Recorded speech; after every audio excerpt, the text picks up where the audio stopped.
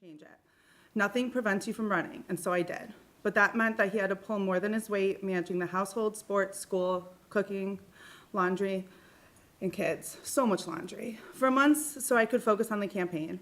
Thank you, I love you and appreciate you, and you are my person. I don't know what you thought we'd be doing on our 10-year anniversary, but I'm sure it wasn't knocking doors until 8:30 at night. To all the neighbors out there who answered their door for a stranger with a smile and spent time talking to me about their families, feedback, and memories. Thank you for sharing your incredible insights and experiences with me. Thank you for the water, the fruit, the tea, the coffee that kept me going, and for the encouraging words of positivity that fueled my passion. I can't thank you enough for voting for me. To my mom, who stopped every voter at the polls on November 5th to ask them to vote for their daughter, and who 30 years earlier took me and my brothers to council meetings at 6 years old so we could see what it was like to serve your community. You gave us a passion for public service and taught us to chase our dreams. Promise I'm all done. To all the moms, I dedicate this win to you. I hear you and I see you and how badly you want to get involved. As you talk to me at the door with a baby on your hip while you're cooking dinner, chasing around a 2-year-old who's naked after a long day in the office. I know how badly you want to scream when no one from the village responds to your multiple emails, or you spend precious time trying to find a piece of information on the website. Or you've lost power for the millionth time and there's zero mention of it. I know it was probably scary, and I know you're looking to be heard. I see you, and I'm going to make sure the village does too. We're not going to wait until our kids are older to get involved. We're going to do it now. We're going to do all the things and make sure you and your families are happy, healthy, and safe in Franklin. Thank you to Abby for being willing to make this your journey. You have a track record of taking leaps of faith. I respect you, and I'm so honored to serve alongside you. And finally, thank you to the voters, both who did and who didn't vote for me. You exercised your voice this past election, and I implore you to continue to do so by sharing your ideas with me. My position is to serve you, and I'll work tirelessly to earn that opportunity the next 4 years. Thank you. Awesome. Thank you, Angelina. That was great. All right. So we are actually going to get a budget presentation right now. I didn't see that snuck in there. So our representative from Plant Moran. Good evening, everybody. So this is actually a budget amendment that we have before you. So my name is Carrie Shea. I'm a partner with Plant Moran. And this is Brittany Kohler. She is your main consultant who works with the village on a weekly basis. Before you, we have a budget amendment for fiscal 25. So still several months out, but some things that have occurred that we wanted to go ahead and put before you as an adjustment for a vote. Obviously, this is not the end of the year, so there will be subsequent amendments after this, but wanted to cover a few key things for you. The document, I don't know if you can see mine. I don't think we have it. Yeah, are we missing something? I don't think any of us saw this.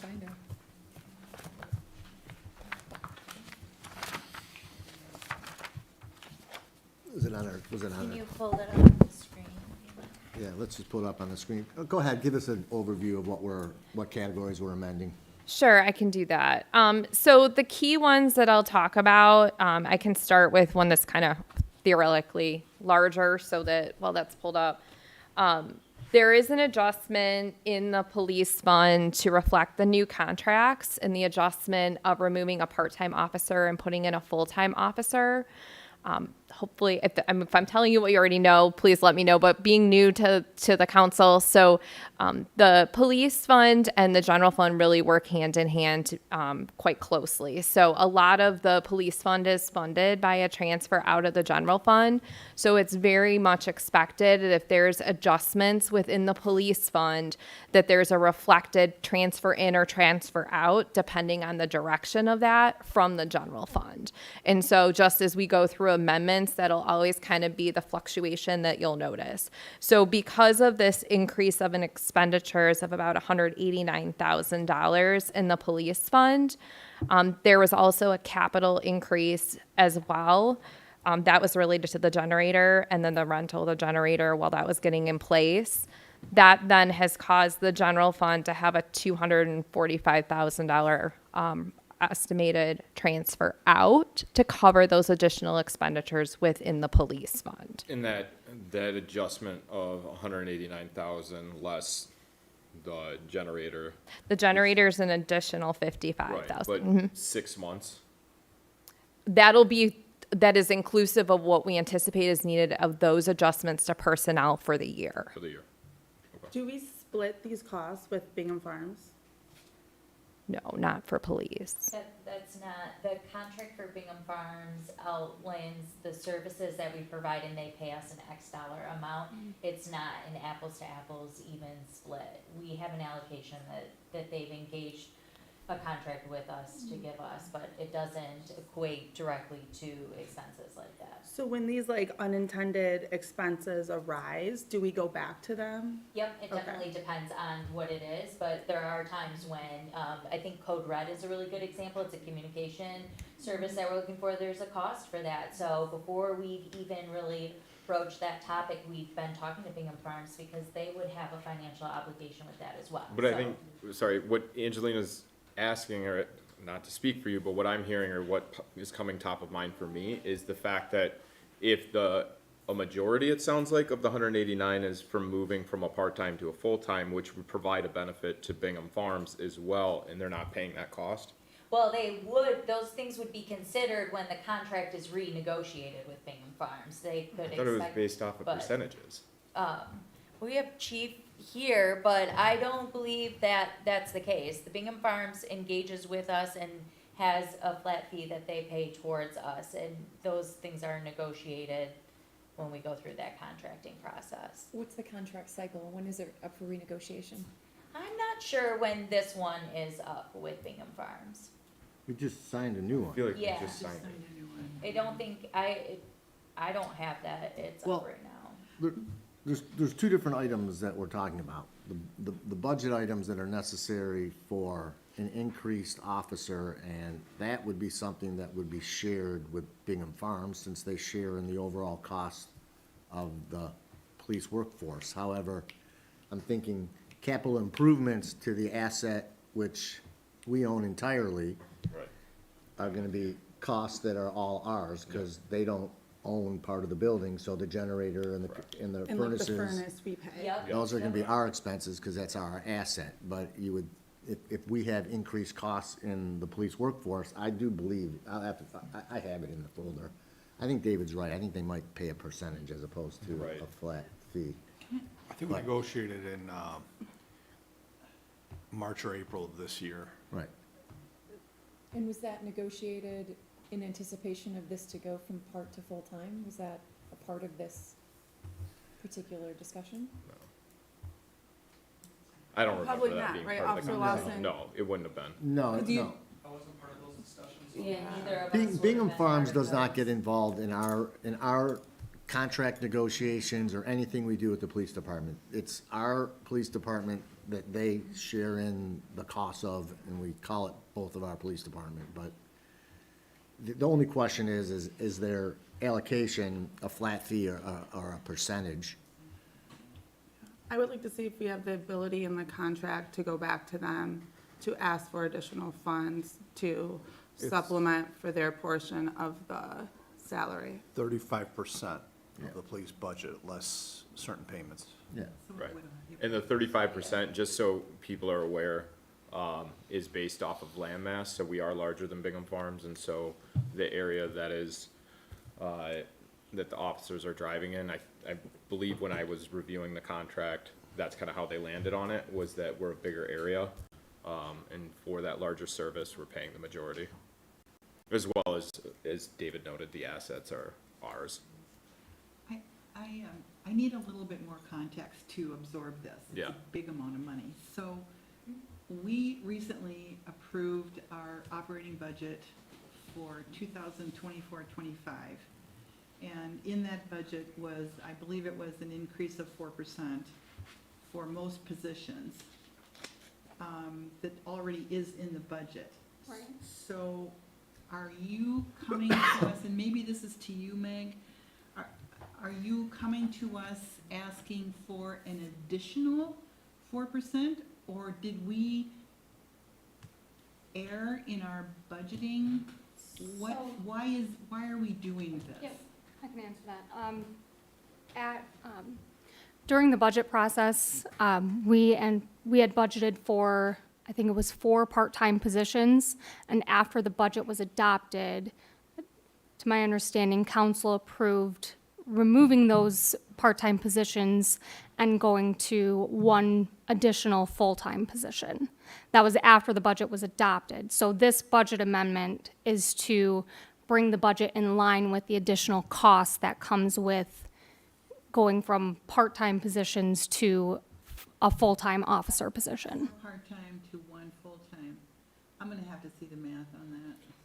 We can. I mean, It also brings the budget in line with the new chief's contract. So part of that, 180,000, it includes the additional cost for the new chief, and then healthcare costs for the part-time or the full-time position that wouldn't have been offered to a part-time position.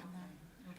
I guess this is for Chief. The goal is to have full-time officers. So like next year, when we're budgeting, are there any more part-time officers that we want to move to full-time? Okay. Because just so that next year we can put it in the budget, because I imagine you prefer full-time officers. I do Okay. prefer, highly recommend that. So currently, right now, we don't have any more part-time people. Okay. We have 11 full-time and we're budgeted for 12. And we have not filled that position and I don't see us filling that anytime in the next month or anything like that. So, but I think what they were explaining is that, healthcare costs, my new contract, and the potential as we move forward to have that 12th officer. And once you move to full-time, it triggers additional costs with benefits and healthcare because they get, Yes, ma'am. yeah. Okay, no, I approve it. It's fine. Okay, so the full amount of money that you're asking for right now, is that all allocated to the readjustment of having a full-time officer, or is some of that, I think like that $189,000 number you said, is part of that the anticipation of the generator and the 3 furnaces? No, the generator is an additional 50,000. On top of that? Yes. And we've already allocated money for that out of what's already in the budget. That was a cost that Yeah. wasn't anticipated when we were going through the budget process last year. Correct, but when we approved the generator, we said we were moving part of that $140,000 we had set aside to that. So that should have stayed within the budget. We moved it from the general fund though over as that capital expense. What's our general fund sit at right now? So You're sit at as far as the budget, like No. net income? No. Or total fund balance? Total fund balance.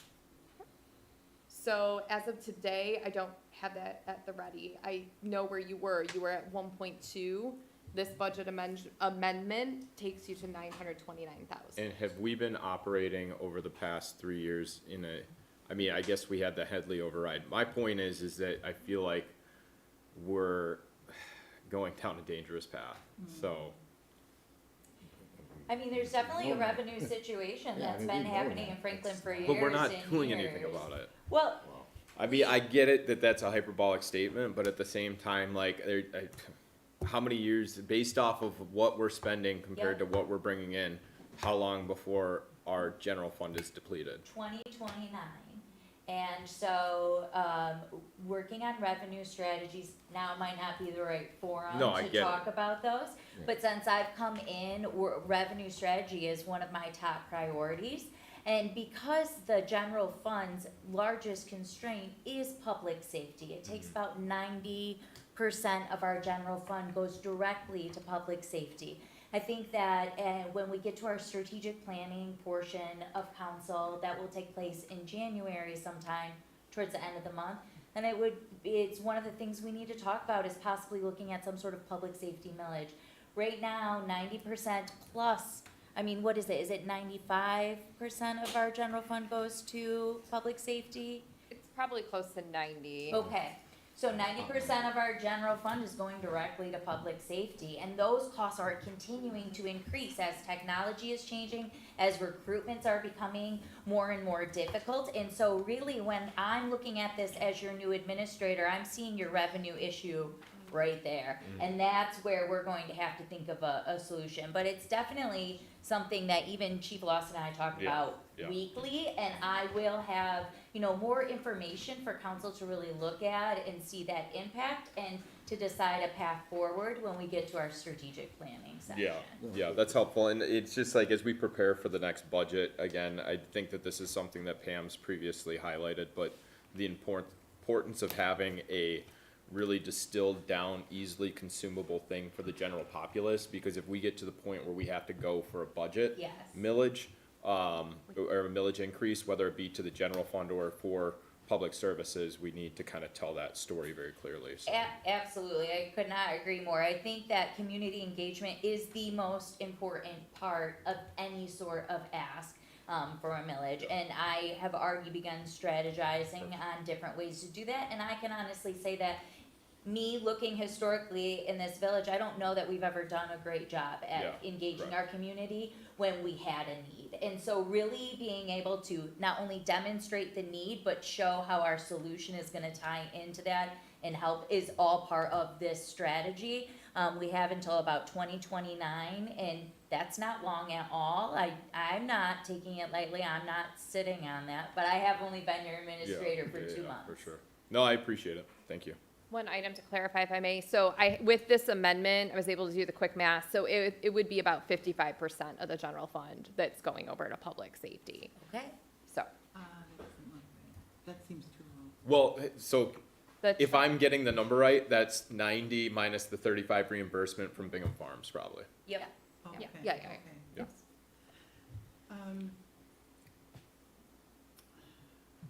Dana, can If you could can you- scroll down a little? Yeah, change the view. I think this is helpful. We should look at, go down into where we were talking about police. Just a little bit, there you go, just a little further. Here we go. That's the 189,000 breakout.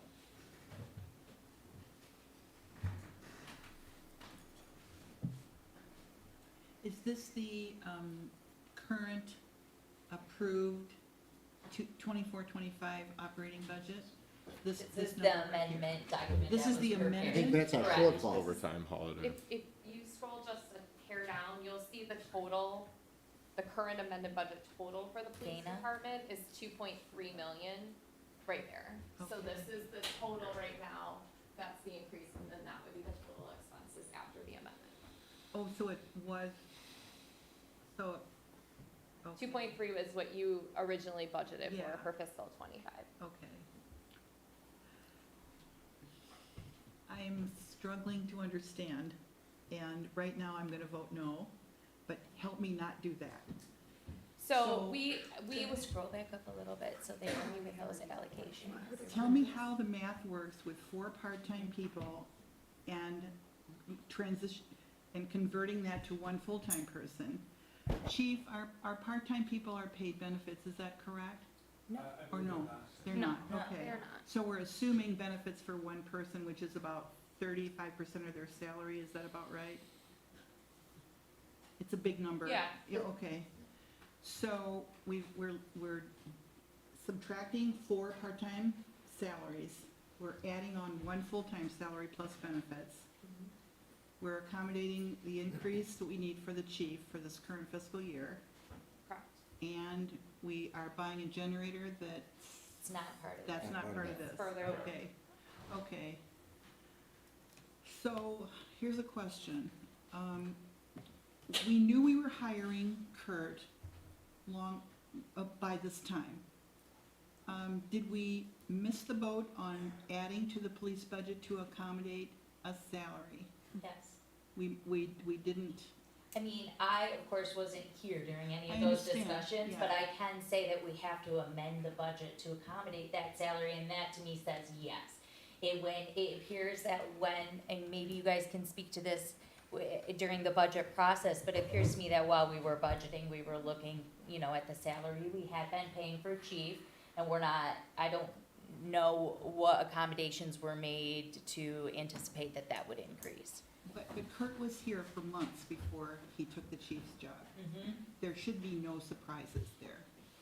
Just as a point of my own perception.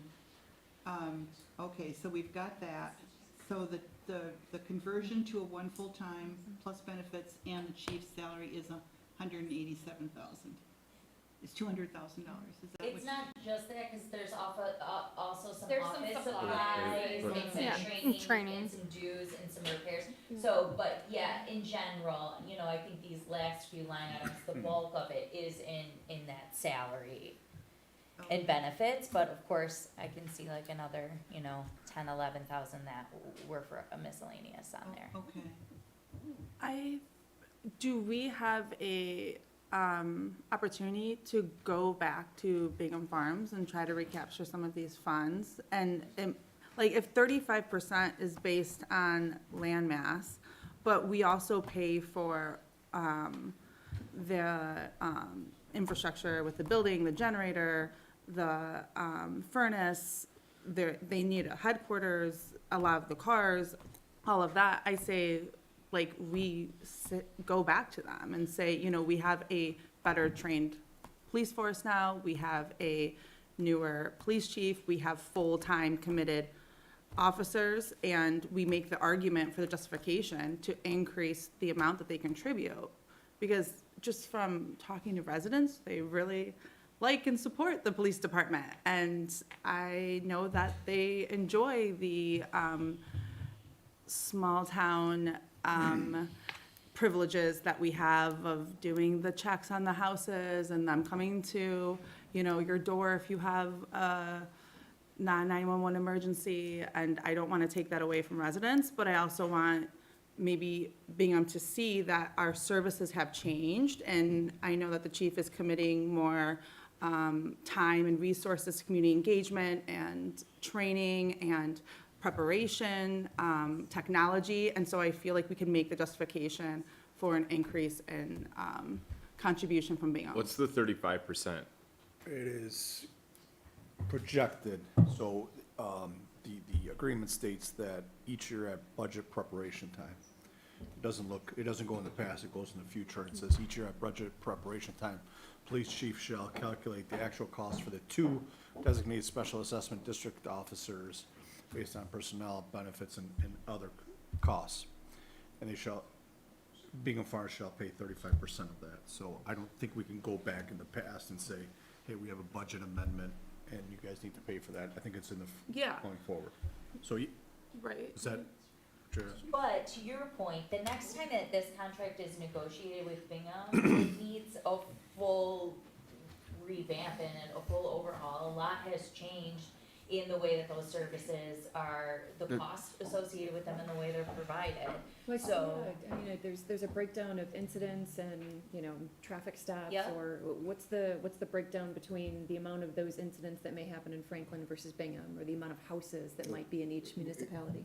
Would we know? What we pay is not based upon, Well, sure, I'm just saying, when we Yeah, result. renegotiate that contract, if there is a lopsided incident response Yeah. need, you know, I looked at it slightly last time, it's not crazy. I mean, the special assessment district gets a lot of their attention, but they They pay have for, 2 full-time they pay officers, for those right? 2 Yeah. officers. For the SAD, yeah. Can we renegotiate for convenience, or do we have to wait until? no, I think it's a I 5-year term. think we have to wait the full year. Yeah, but what I want to make clear here is the 35%, the way that it's written, is only based off of what we approve initially within the budget year. So like, but it's not office supplies, or is it office supplies? Because my point is then we should be strategically hiring so that we're not doing it in the middle and sticking ourselves with the bill. It says each year at budget preparation time, police chief shall calculate the actual cost for the 2 designated special assessment district officers to include personnel costs, and that includes holiday pay and overtime and stuff. Is there anything outside of the special assessment district? Because that's Telegraph Road. So that's a limited area. We're still, and they provide additional funds for that purpose, but I would imagine that 35% should be for the coverage of their community. It's not like they're paying for just that district.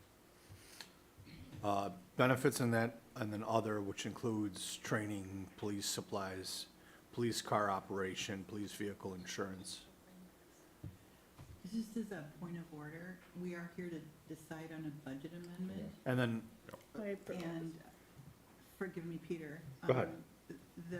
But I think we need to, it sounds like that's a topic, my recommendation is we set aside some time to do that, either in a workshop or as a part of a council meeting, but that we deal with this particular issue in front of us right now. Curious, why are we seeking this budget amendment in the middle of the year when don't we normally kind of wait towards the end of the year and do all of our adjustments then? Yes. We need the actual cash? We were trying to get, well, it's running in conjunction, and correct me if I'm wrong, the question was, why are we seeking this budget amendment in the middle of the year and not at the end? We're wrapping up in getting the audit taken care of, and so to give us some numbers for where we were looking and keep it up to date. Another task that we had been set on was to kind of look and see if there were availability of funds for any sort of short-term investments. In order for us to make an educated decision, know how much would be available for a short-term investment, we need to be able to shore up our numbers and kind of see where we were at. So I do think that was also one of the catalysts, but they can Yeah. speak to that too. I mean, our process is to go through quarterly to see if there's of anything of significance, and given that this contract is in place and these movements have been made, that it's appropriate to go ahead and reflect what's really already been done to move forward. Real quick question. So if we don't approve this, or is the 189,000 reflective of anticipation of hiring that 12th officer? Has that person been hired? Is that what you're No. asking? Chief Lawson said that that person has not been hired. To my point, is this projecting that we're going to hire that person? Because, again, to my point, is if we only capture that 35%, if that budgeting is done at the beginning of the year, we're better off denying this, giving that increased compensation to Chief Lawson because he's currently employed, but pushing off that hiring until we can work it in to the next budget and then capture that 35%. And I don't want to speak out of turn, and Chief, I don't think you've done this process before, but it may also be worth looking, because in May, when we're doing the budget process, you have very close to actual numbers at that point. So it may be that those actuals are what is going over to be paid on the contract. We haven't been part of that, to my knowledge, of providing that, but it might be good to look at how that's being handled. It's just interesting of the timing, I would think in May, like that's because most of the year has happened. But again, I haven't read the contract and would defer to legal, but it might just be worth confirming what is being provided to Bingham.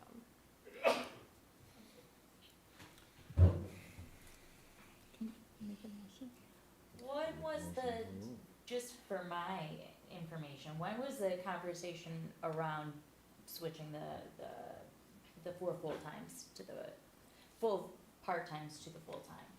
When were these conversations? What was the catalyst for that change? All that I remember from the conversations was it was brought up in the meeting. We asked from a cost perspective, and it sounded like it was gonna be a wash or close to, but I'm guessing that was just a representation of the cost of hiring that one person compared to like salary base Yep. versus the 4 without doing these additional considerations, because I don't think any of us would have been excited to move from 4 part-time to 1 full-time, knowing that it would cost us whatever it would cost, this substantial of a difference. That's all I remember. And I cannot remember exactly when it was. I recall that it was as part of the budget Budgeting. discussions with with Chief Roberts prior to a budget approval, which would have been before June. Mm. Because that's when we approved the budget. What we could do is take some of the information that we have here today and provide a more detailed analysis, bringing it back in January to go ahead and take a look at it. And at that point, you, as a council, you could decide if it was something that you wanted to approve or something that you wanted to wait until budget season. With exception, of course, of Chief's current salary, that will need to be. And I believe we have to submit an amendment, right, at some point. Are we required to do that?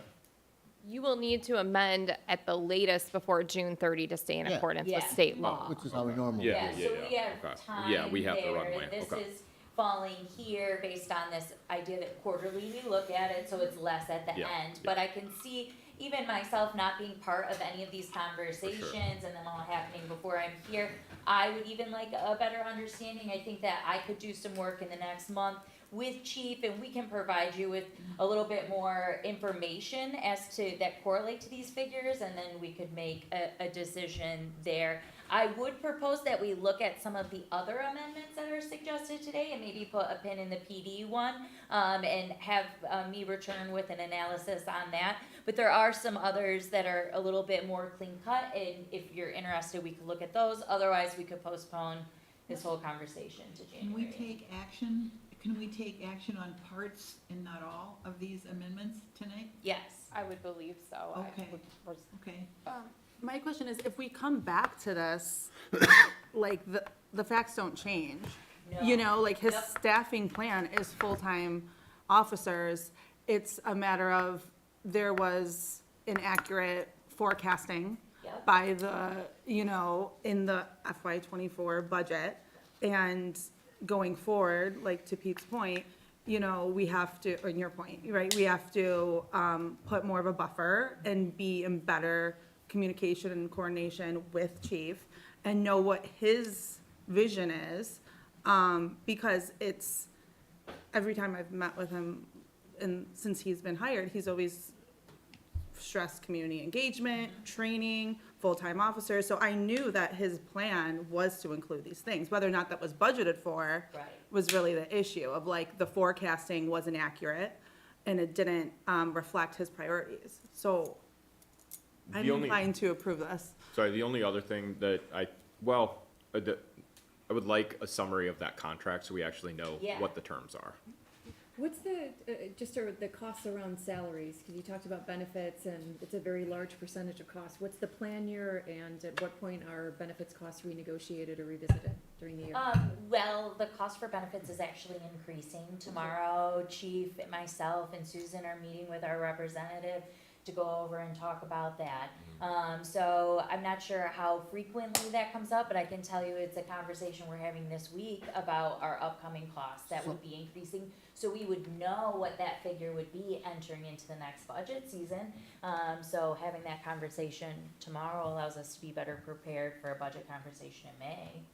I do recall when we discussed this subject of the 12th officer and deciding to not pursue it, Chief did say that the counter of that is we now have to have the existing 11 officers cover that time, which meant we increased our holiday pay and our overtime pay.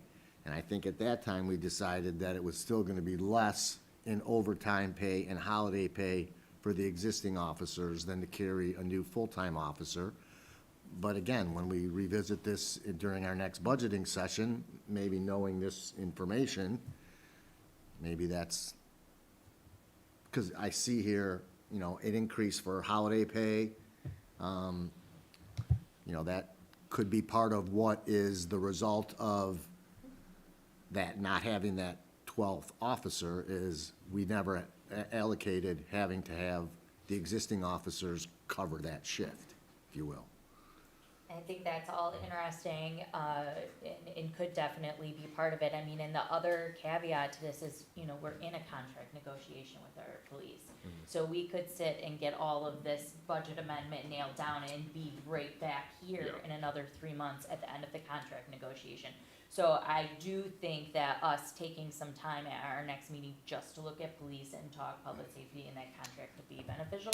But whatever the council would like to do, I do know that What some I- of the other amendments proposed are a lot more clean cut. All right, so and- what I'd like to do is let's focus on the items that we can address right now that aren't $190,000. Let's get those in place. You can I mean, scroll to the this top one, of the- this really was, this is hitting us right now. Yep. I mean, we didn't even have, you know, we weren't This even, wasn't in our- yeah, we weren't got preparing for it this. on Friday, Thursday or Friday. It looks like it didn't make it to your packet. Oh, this isn't something that we've had and picked over for a long time either. We just got this at the end Yeah, of last let's week. focus on the low-hanging fruit right now that we know we can take care of, and let's revisit that. Again, obviously, we wanna make sure everyone's paid. That's not, you know, that can still go on. We're not out of money, but before we do a budget amendments, I'd like to get our hands around it a Can I little better. move to approve the amendment for the chief, for the police amendment for all but the difference in the full-time officer? Move to. Yeah, to include. So this would be to Let's- approve He's chief's still gonna get salary, paid though. correct? Yeah, it's not an issue whether he's gonna get Yeah. paid. Okay. The issue would be is I would wanna make it really clean cut that chief's salary was removed from that, so, and because I don't know the exact numbers there, I would want us to have a really clean resolution. I think we're okay if we just table that part. Yeah, I think we just table We that should part. be okay. And let's Gets just paid. focus on a couple, yeah, that doesn't, it's not that we don't have the money, it's just, Right. it's just a budget And you allocation still, issue. as far as budgeting before you spend, at this point, you're 6 months through the year, so you've budgeted a full year. You're not Yeah, exactly. exceeding what's budgeted as long as we adjust it Yeah. in the. His check's not course. gonna bounce. No. Better not. That's not how it works. So this section here is related to the village administrator's contract. So those are all the reflective adjustments of that and benefits for that total of the 29,000. Okay, that's You already been keep- approved. Yep. This is If- just for the administrator position. If you scroll down, there's an adjustment under contracted services under the village clerk. I'm sorry, I'm probably not in the mic.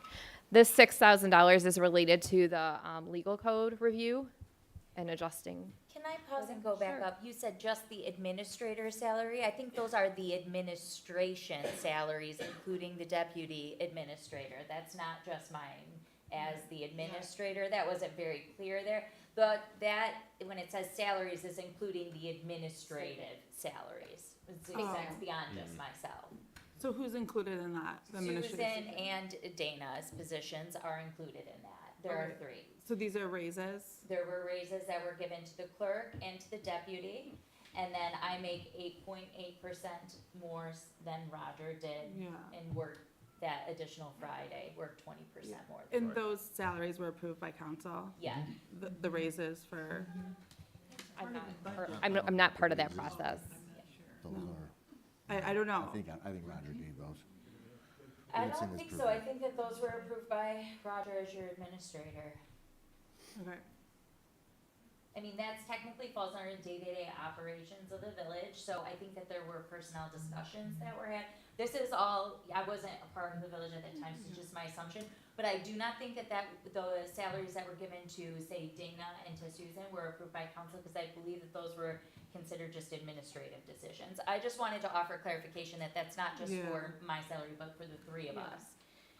And council approved your salary It- specifically as mine, part of the yes. contract? Yep. That we Yeah. had Yeah, we did discussion vote about? on that one. Absolutely. So really, what's questionable is the bumps that were given to the That staff, Roger gave, yeah. after the budget was cast, and Yes. probably based on the Plant Moran compensation review. That's my is what I- understanding. Yeah. Okay, thank you, Dana, can you scroll down there? Oh, Okay, so I just covered the 6,000. There's also a $3,000 related to Broughton for supplies, repairs, maintenance. go ahead, Dana, scroll down. The 61,000 is related to the HVAC. That's an estimate for what you have in front of you tonight, needing the new furnace here in place, and the replace the furnaces as well over at the PD. So that's an estimate. So real quick though, with that, my understanding is that we're looking to allocate ARPA funds towards that. Yes. So this is a reflection of an amendment to the general fund or, right? Yes. Okay, so that would not be reflective of ARPA, right? Because general fund, no, because No. it's restricted. The separate Correct, fund. and right now it is not in there, but we will be moving Because those we haven't ARPA approved funds. it yet. Exactly. Got So we will see a transfer from the ARPA fund to the general fund, is Yes, that it's correct? not, it's not an ARPA fund, I believe it's in our stormwater fund, but you Yeah, will see okay. this transfer, it's about $141,000 is what was remaining over there, so once that's approved, you would see that transfer over. And the idea would be this 61 right here, this is for the furnaces and the HVAC, and when we end up scrolling down, we'll see those generators that we purchased earlier for the PD, but we would use those ARPA funds to help cover that as well. So, For people who are wondering why we're finding $61,000 to pay for furnaces. We do have a capital fund, but it didn't include enough money to buy 2 furnaces or 2 or 3 generators. So there is a capital fund, it just wasn't enough to cover this. Well, There was enough funds We in haven't the allocated yet. capital outlay right now. We had allocated over $100,000 over there. Yeah.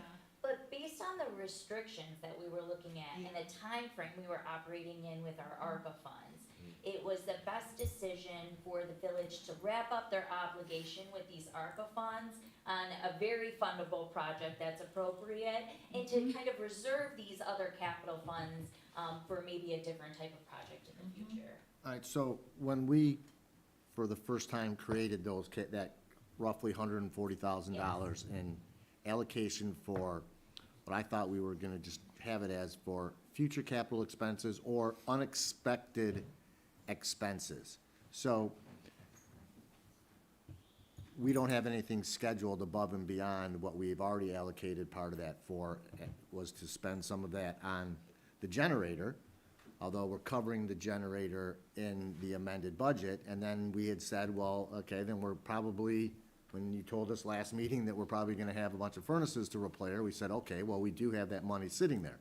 So if we never use that money, but we increase the budget now, when we get to the end of the year, will there then be another budget amendment to say, hey, you had $140,000 sitting here, you never spent it, well, you did spend it, you increased the budget to cover it later, does that then shifts back into the general fund to be kind of counterbalance part of what we're doing here? Yes, that's what I would envision happening with those funds. Because now that we know that and I'm glad that we set that money aside and that we had the availability to it, and as we're now finding, things like unexpected generators and unexpected furnaces come along, as much as we would love to use that for fun things like park benches and other things, that's why it's there. So at the end of the day, we should we do have the money already in the Yes. budget to cover all the furnaces and the generator, as long as we don't come up with new expenses between that. And we still might even have I don't even think that gets to 140, Right. the generator and the 2 furnaces. So just want to remind us that we could just pull from it there. Let's just do it as a budget amendment now, but at the end of the year, that money will then fall back into the general fund. Absolutely, and then could be, in theory, could be budgeted again for the Again next following year, year, right? absolutely. And save those priorities. Do you have a breakdown of the ARPA funding and what we spent it on and how much we have left to commit? We've provided it to council in the past. We can update it for, It has to be committed by the 31st, right? Mm-hmm. Have we Yeah. committed all of it? Okay. All but 140. Which we're gonna use for the generator, for the furnaces, and then there were just a couple of other projects over here. So yes, we were going to get the rest of that. Now, the reason, my understanding is the reason it wasn't committed prior, it was in the stormwater, that was a huge project. And I think that those remaining ARPA funds were just sort of out of sight, out of mind. They're funding this giant infrastructure project. Because it isn't something that something that we discovered since my time that I've been here. that Yeah, this so existed. for everyone who doesn't know, that's American Rescue Act money. And actually, I was asking a couple of council members on this. In the future, when we get funds from the federal government, I would like to have open public forums for the people to weigh in on how they would like those funds to be spent. I know like Farmington Hills had forums, they had listening sessions, like, hey, we got this downflow of money that comes from your taxes, the federal government has packaged it up and we get this amount based on our, residential demographic, like, what are things that we should use this money towards? Because, it's like, fortunately, we have something to use it towards, but had you not found that, that would have been money that we potentially wouldn't have committed, or would No, have just we been to would've. storm? Yeah, Okay. there Well, have we been added- discussions We about. committed it to stormwater. Okay. as- Yeah. That's why we parked it there, Yeah. because Yeah. that was the highest, one of our highest It spent most priorities. of it in stormwater. Yeah. It's my Yeah. understanding we had received about $500,000 or so, a little bit more than that, spent put it in stormwater, use that to fund this project, and had spent most of it there. And then we're getting here to the end and found that there was a little bit left over, and we would have committed those funds at the end Okay. regardless. But to your point, you know, definitely I can see where strategies here could be, include more public engagement and just, you know, be better monitored. So we're Yeah. not at the last minute. Now, it ended up working out for the fact that, you know, we need to extend that right now, but. So, again, just a point of clarification, we're approving this now, but are we early on it because we're gonna approve it, and then we're gonna do an approval to spend ARPA funds on the things, then it's like a lot of back and forth, whereas if we just held this off for a month, 2 months, would it just be easier accounting? It seems like a lot of unnecessary back and forth for something that's ultimately not gonna come out of the general fund. I guess I the would breakdown of that defer to is, Plant Moran on what that. has to be done right now, other than the fact that you've identified it because you were doing your quarterly report?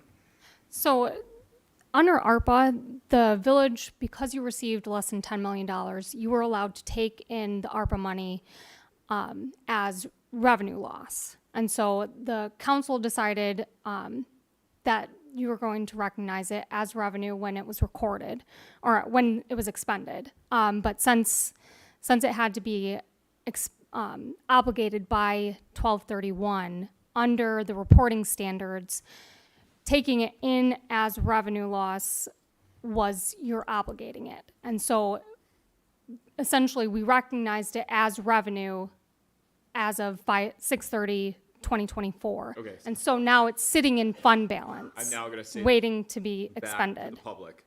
Yes. When I asked for the number of where our numbers sit for the general fund right now, that was inclusive of that amount. Correct. Yes. So we're already reporting that our general fund reflects these amounts. So we are in fact going to be spending out of the general fund, not directly from ARPA, correct? You will, correct. There will be an expense in your budget not a revenue, because that revenue is already sitting in fund balance. We've because you already accounted for recognize that it in revenue. fiscal '24. Okay. So again, for logistical purposes, we need to commit it and spend it. Yep. Wonderful. But we will see that decrease in our general fund. Correct. And for budget purposes, there isn't a future amendment because the revenue's already been recognized. Yeah. This is the expense piece of it to match that up. It's just in different fiscal years. Can we use ARPA for public safety? You can use ARPA funds for certain components of public safety. So if there's any left, could we then put it towards the Yes. amendment? So immediately becoming aware that there was this $141,000 of ARPA funds, I began engaging with staff, including the PD staff, code enforcement staff, building staff, everybody, to get ideas for projects that would be ARPA applicable, even though it sounds like it was already recognized as revenue loss. Either way, I think that's best practice there so I have basically an entire list of things Okay. that we should consider probably when we're making our capital planning next year too. So anything that would be left over in there, I have other projects that I'm ready to go on, that I could dedicate those to. So, sorry, one last point of clarification, potentially, is if we reported it as revenue losses, does that mean that we've already committed it? Right, like, did we need to identify the project, or because of our size or the amount that we received, we really didn't need to, we could just say that it was a revenue loss? Right, you could take it all in as payroll, and then that's what we've been telling people, and then it's free money. It's free to use as you wish Yeah. because of your threshold. Got it. Others that exceeded would have had to been very intentional and not have that option for the excess. I think I have a suggestion. Next time we talk about budget, can we do it under new business? Just because I feel like there's just so many questions. And I know that from the community too, there's a lot of interest in taxes and budget, what we spend. And I hate to keep residents here for hours, who are representing a event permit. through discussion, especially given that we haven't seen this. These are numbers, we are supposed to analyze, we have to think through it, like, it just makes sense to put it under new business when it is in fact new business. Dana, that's not an issue with, nope, yes. Okay. Moving forward, when we have a This is budget legal. presentation, we'll move it under new business. Legal. It's just like, I wanna think. All right, so are we taking any action right now? Are we just gonna I think we should. table this to get our hands around it? Table this till The whole thing? till January. That's up to you guys. I feel like where we have the most question is in PD. I feel like the rest of it is pretty black and white, so if we wanted to make a resolution to approve everything with exception of the PD and bring PD back in January, or just table the whole thing and we can just If talk. it's not needed, I would prefer to wait. This Yeah. wasn't in our packet. This wasn't really Yep. even discussed at legal. I'd like to bring this back next month when we've all had a month to Yep, absorb it and review it. So if we could get those sent to us and, I mean, you guys don't necessarily have to come back next No. month because I don't think our Either way, questions we're are gonna happy to change. do whatever makes the most sense, but we can give we can help get a more detailed level for the PD piece and provide that Okay, all right. in dollars. all right. Thank you. Thank you. Thank you, ladies. Thank you. All right, our reports of our village officers and agents. Chief, sorry for that long delay. It's quite okay. Youth Assistance is back here. They're telling me better hurry up because they need their money as well. So I'll be brief. First of all, congratulations to the new trustees and the new president. It's nice to see all of you. I just want to remind residents, since we got the TV up, that you've got to lock your vehicles at night. I know that the previous chief said this about every meeting. Take your valuables out of your vehicle, and please don't leave your keys in the car. We had 4 stolen vehicles last week, 2 in Franklin, 2 in Bingham Farms. 3 out of the 4 cars had their keys in the car. So it would help us out quite a bit. We did increase patrols this weekend. I authorized overtime, so we put more cars on the road. We didn't have any stolen vehicles this weekend, but there are individuals out there, they're checking the vehicles, so Is it just like be aware. holidays? Does it usually uptake around the holidays? A lot of times it happens around this time of year. We had a B&E of a business on Telegraph. It's very common this time of year. So we're trying to be vigilant as possible. I'm trying to put as many people on the road as I can and as we can afford. Second thing is, just so you're aware, there's a promotional testing for sergeant will occur this Thursday. We have 1 sergeant opening. We'll have oral interviews next Tuesday for both the sergeant's position and an open lieutenant's position. So both current sergeants are applying for the lieutenant's position, and I have 5 candidates for the sergeant's position. I engaged the International Association of Chiefs of Police, who custom designed our test. We've been very transparent, it's been very confidential, and the officers feel this is a very fair process. So it was a very wise investment. And then finally, you'll see there's kind of a new look to the monthly report. This is not the finished product, but what we're trying to do is be as transparent as possible with what's going on out there. We're really kind of listing all of our misdemeanor and felony incidents, kind of breaking those down for you. And I believe, Stephanie Longworth, who's one of our senior clerks, she's amazing, and she's been working with me on improving this report, so you'll see more graphs next month. But if you have any feedback on how we can improve this report, so it's easier for you to understand, just let me know in the next month or so. Are there any questions? Yes? I am curious about something. Under the traffic citations, looking at the stats year-to-date and last year, you're issuing far fewer tickets this year than last year. What are your thoughts about that?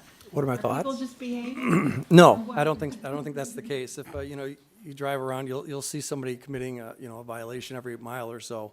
But, we did have some shortages of staff for a while. And I think that's affected it quite a bit. I have encouraged the officers, because of the issues we had with home invasions in Oakland County, to be into the residences, onto the streets, and don't worry about traffic as much. So I think that could account for some of it. Okay. Thank you. Mhm. That makes sense. I like the different categories you have, like community engagement, department training, citations. I think it's like really important to show like the different functions that you serve as a police department. So tell Stephanie, who I saw at Panera yesterday, that she did a good job. She really does a great job, and I think since I've shown up and I've put a lot on her plate, and I've certainly put a lot on my sergeant's plates as we've moved forward, and they've done a great job, so. Yeah, reporting is so important, so. Yeah, I mean, this has been our format for a while. It seems to work. It's pretty, I don't have a problem following it. I don't know if anyone else has comments, but it works for us. Okay, thank you very much. Thank you. Thank you. Is Chief Tony here today, or anyone from the fire department?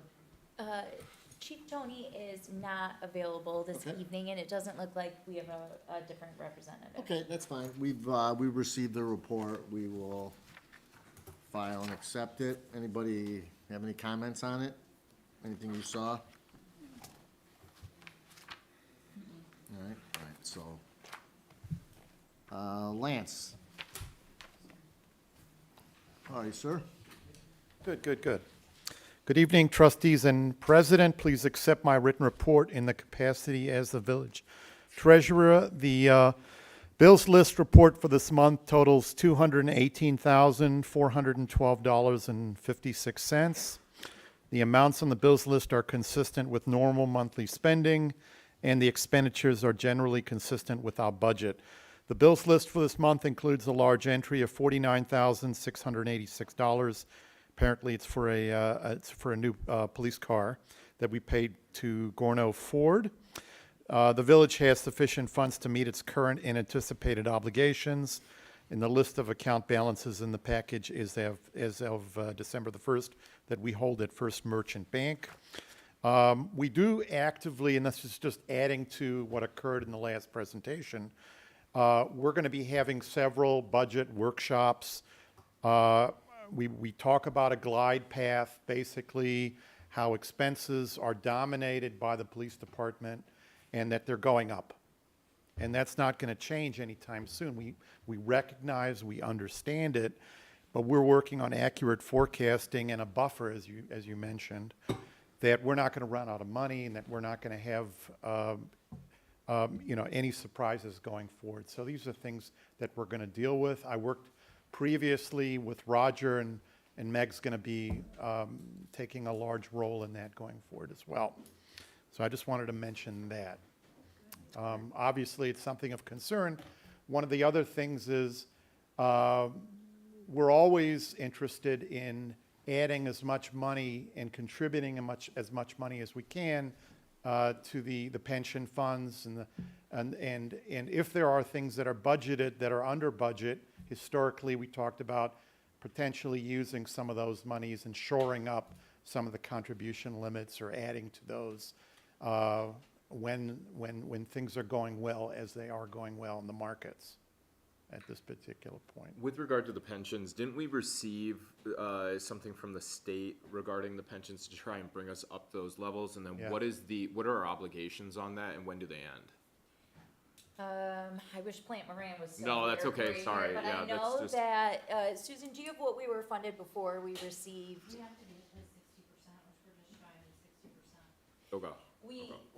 That program through the state was very helpful for Yeah, us. It yeah. definitely bumped us up. Now we're very close to that 60%, so much so that when we were in our SANP audit, they weren't concerned Okay. about our pension funding and felt like we had really done our due diligence by securing those funds and were comfortable with the balance that we were carrying there. It took us from about 49.5% Yeah. up to almost 60%. So, but the thing is this, it's market-driven. So Yeah, if the stock market's doing very well and how the funds are invested, that's great. If things happen to go the other direction, it's a level of concern, so we want to keep shoring that up as much as we can. Okay.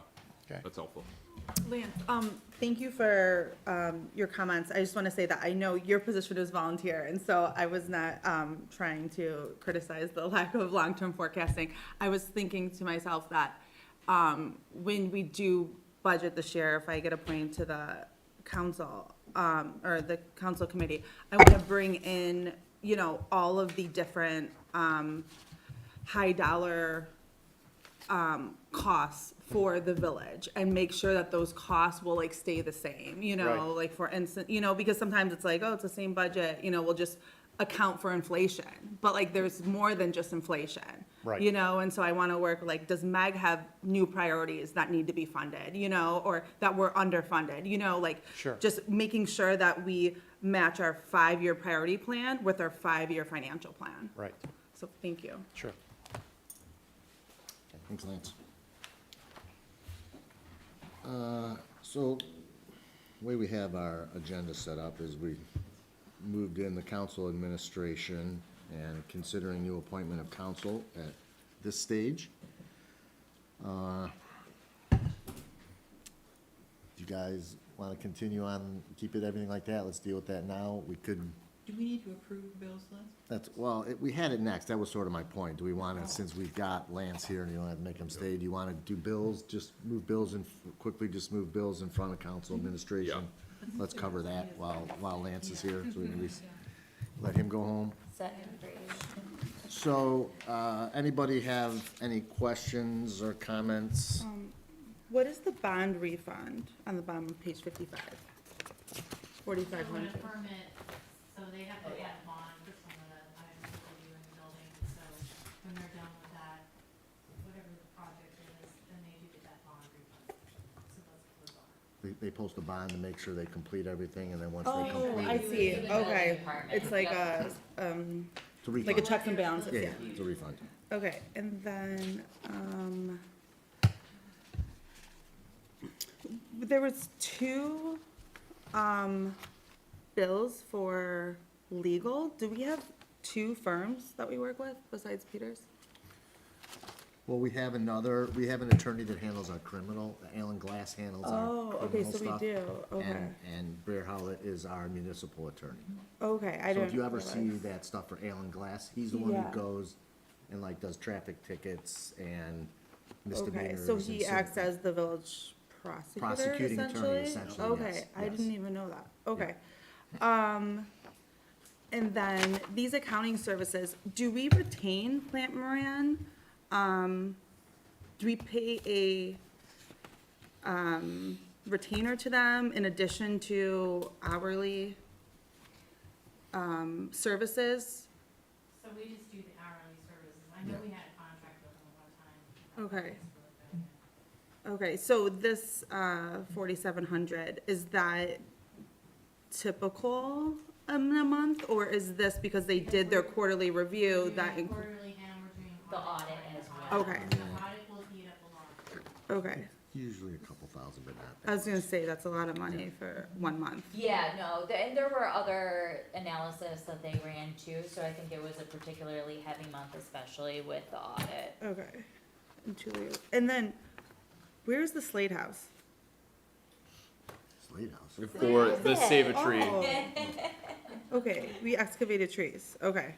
I was like, is that They it? planted in Raleigh. Oh. and they were dying, and so they replanted. Okay, I was just like, is that a new name for a building? Okay, and then, the plumbing and mechanical inspections, does that happen every month? Yes, Okay, Part of the building, so he comes in and does inspections for whenever somebody pulls a permit. Yeah, Bill doesn't do electrical or plumbing inspections. so- We okay, have so separate there's- individuals that do okay. those. Bill The just fees does are the paid building. for by that contractor, whomever, the homeowner. right. Whoever has requested the permit does pay for the inspection, but Okay. we have to pay those inspectors. okay, and then for McKenna, so we had a, opinion by McKenna regarding the lot combo. Who authorizes those studies? Is that planning commission can direct McKenna to expend resources on an issue that they see fit? Or does that come to you as administrator? Most of what McKenna's gonna be working on would come from as an administrator. And like what you see in the lot split there is, you know, if we had a planner on staff, those things would need to be reviewed.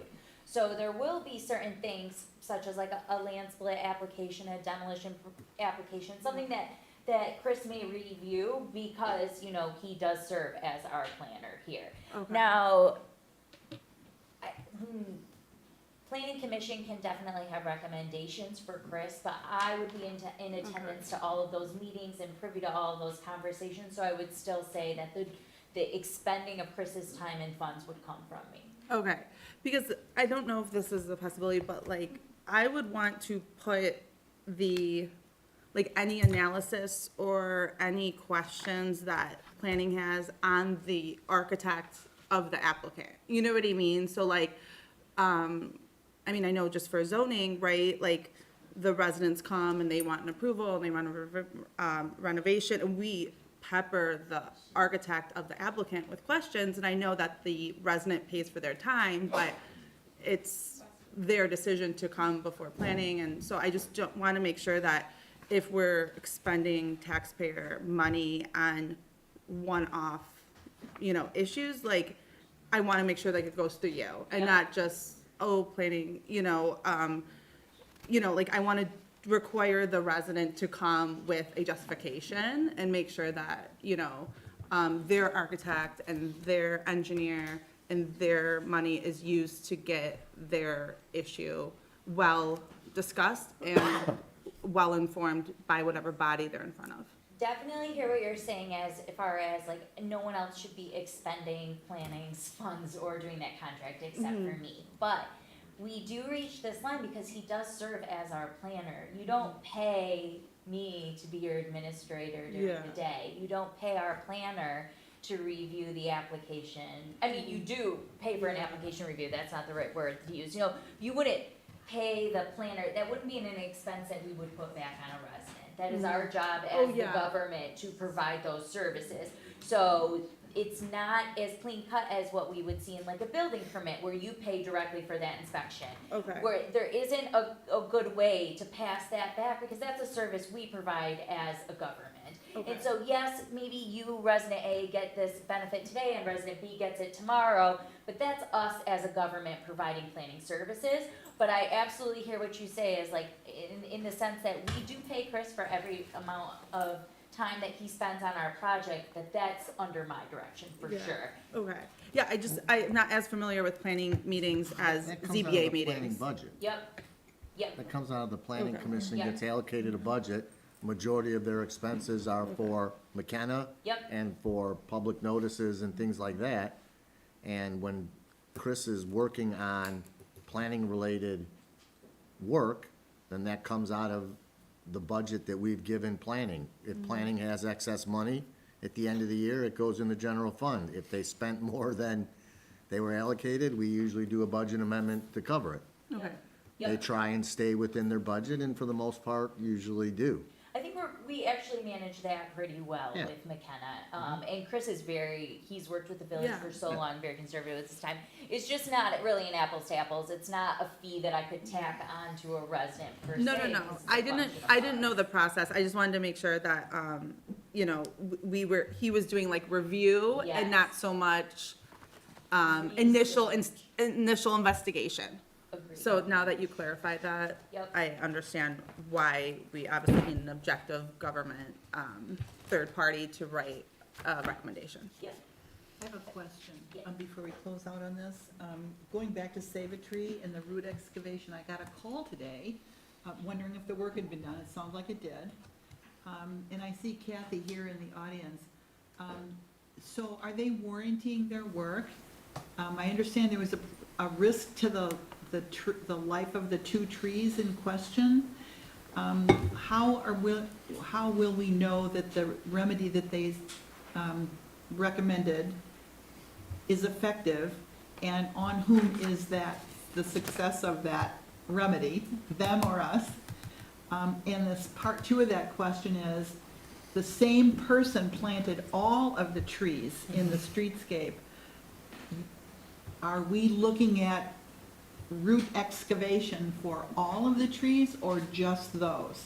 Just those. So we have had in-depth conversations about the trees that were planted in order to assess, is this going to be an ongoing problem that we're going to notice with the other trees that were planted in the area, and to really look at that process. We do believe that the other trees were planted appropriately, and are being monitored, and thus far, we're not experiencing, we haven't had notable problems with the other trees. Now, with these two and the problems that they were experiencing, Save a Tree does come in and take care of those. Do you know if Save a Tree has a warranty on that? I'll have to find out. I think that's a really good question. Well- Also, the question would be, is that a Save a Tree warranty, or is it their obligation to cover that warranty, or would it fall back on maybe, I don't know, The original Jerry who planted the installer. original trees? And I'll circle back with you, and it's Yeah. not necessary for us to talk about this there, but it's kind of a big deal because that was a huge investment. Absolutely, But let me yep. come back, because I think we need to also look at the purchase date of those trees and whether, and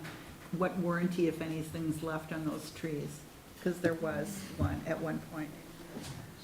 So, Or leverage the fact we have an ongoing contract, right? Like, they weren't planted by Save a Tree, the trees were purchased from another supplier. Yeah. And the trees themselves were warranted for a couple of Yeah. years. That's why the village took on responsibility to water them, so that we would protect that warranty and not rely on property owners to do that. Yeah. We were protecting our interests. yeah, But I don't know if I remember when that warranty expired, or if it did. So given we've had trouble with with the trees in front of the one property, I just wanna make sure Yeah, I we're get on it. top of it for Right. the other ones. Yeah, absolutely. Okay, Yep. thank you. I move to approve the bills list. A second. Any further discussion? All in favor, say aye. Aye. Opposed? Aye. Thank you. All right. So, as we've already discussed, we have an opening on council. And the process that the charter provides for is the existing council needs to consider and appoint a new person on council. This trustee will fill my seat that I vacated, which still has 2 years remaining on it, 2 years, just short of 2 years. So it's a significant commitment by the individual. We received 4 written applications from applicants. I see that, I know 3 of them, so I see those 3 here. I don't know if, there's our all 4th 4 here. applicant in the back. Okay, so all 4 are here. I think the appropriate thing to do would first allow each of them an opportunity to speak, and if anybody has questions and answers for them, we could ask them specific questions then. So let's, maybe to do this simply, where are we in here? Let's just start with the first individual on our list. What is in here? Gosh.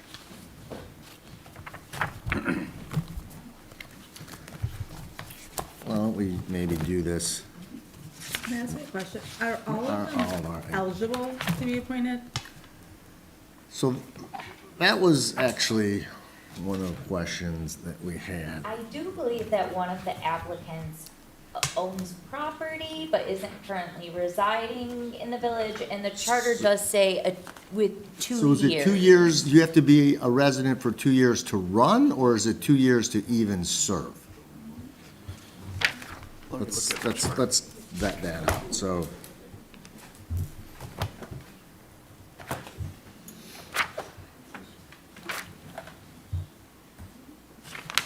It talks about, okay,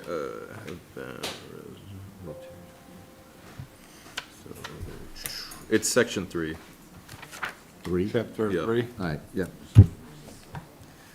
So president trustee should be elected. No person shall be eligible to the office of president or trustee who shall not be at the time of his or her election, age of 25, and been a resident of the village for at least 2 years. Yes.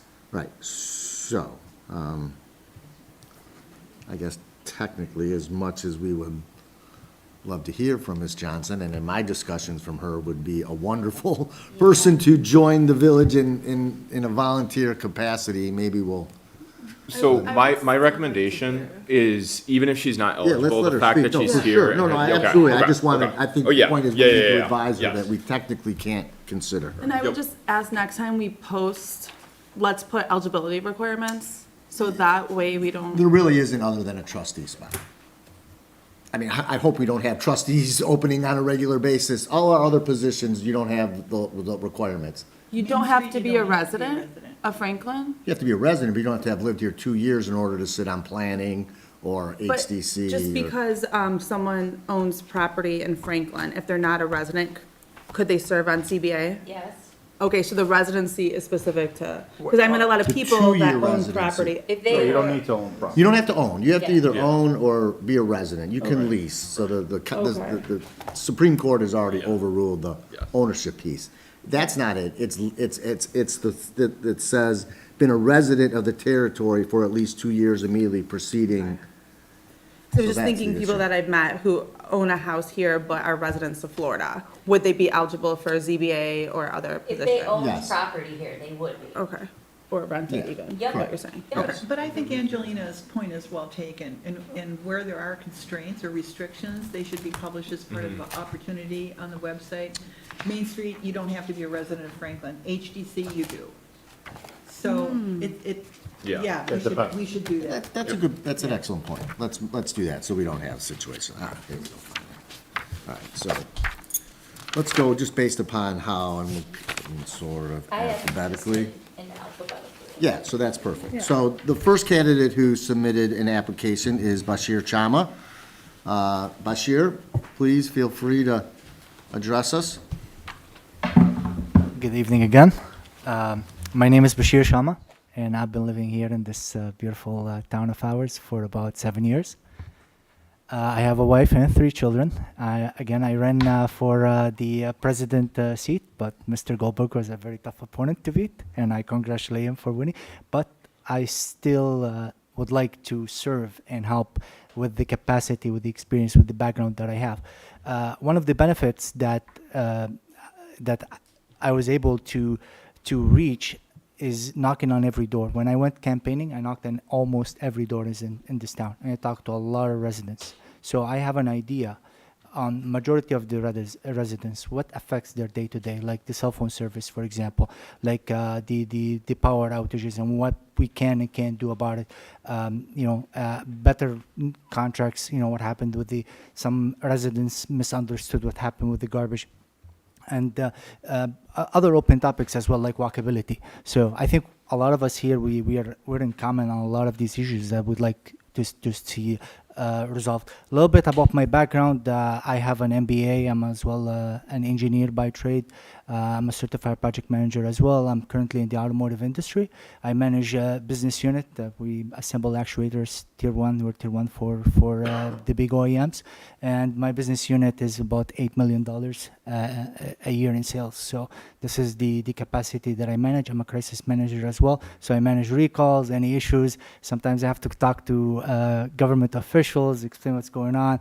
I build plans as well. I manage the budgets for building plants, new projects, existing projects. So all that experience, all that background that I have, I think it'll be a beautiful addition to this beautiful council. And I know a lot of you, and I would love to work with you guys if you consider to appoint me.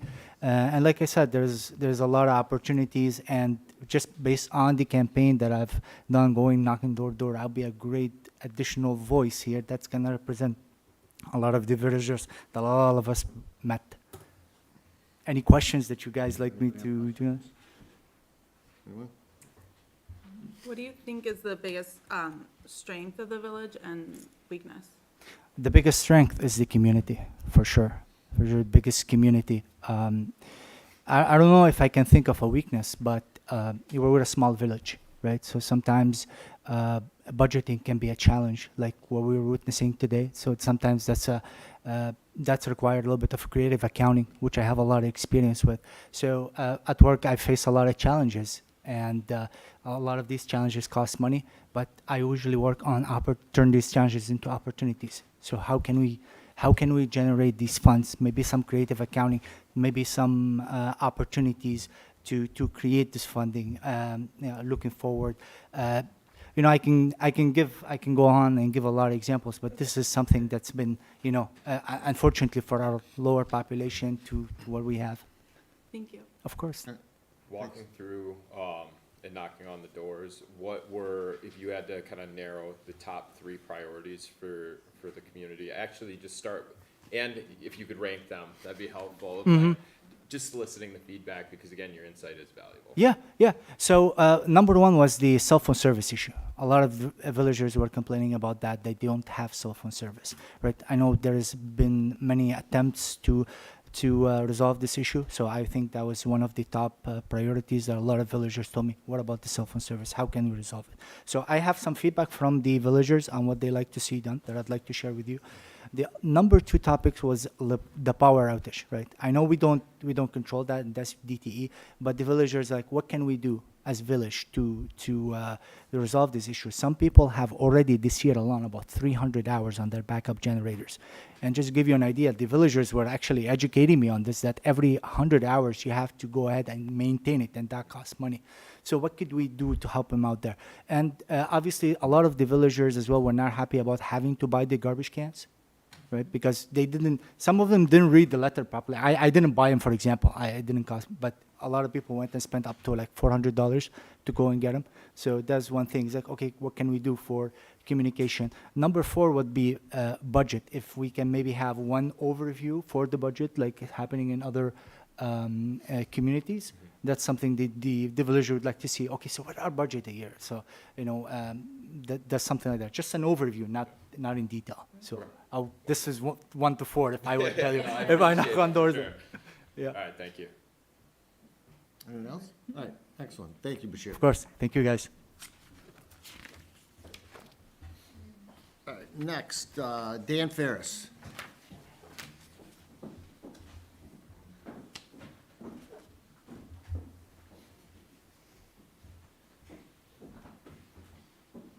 Good evening.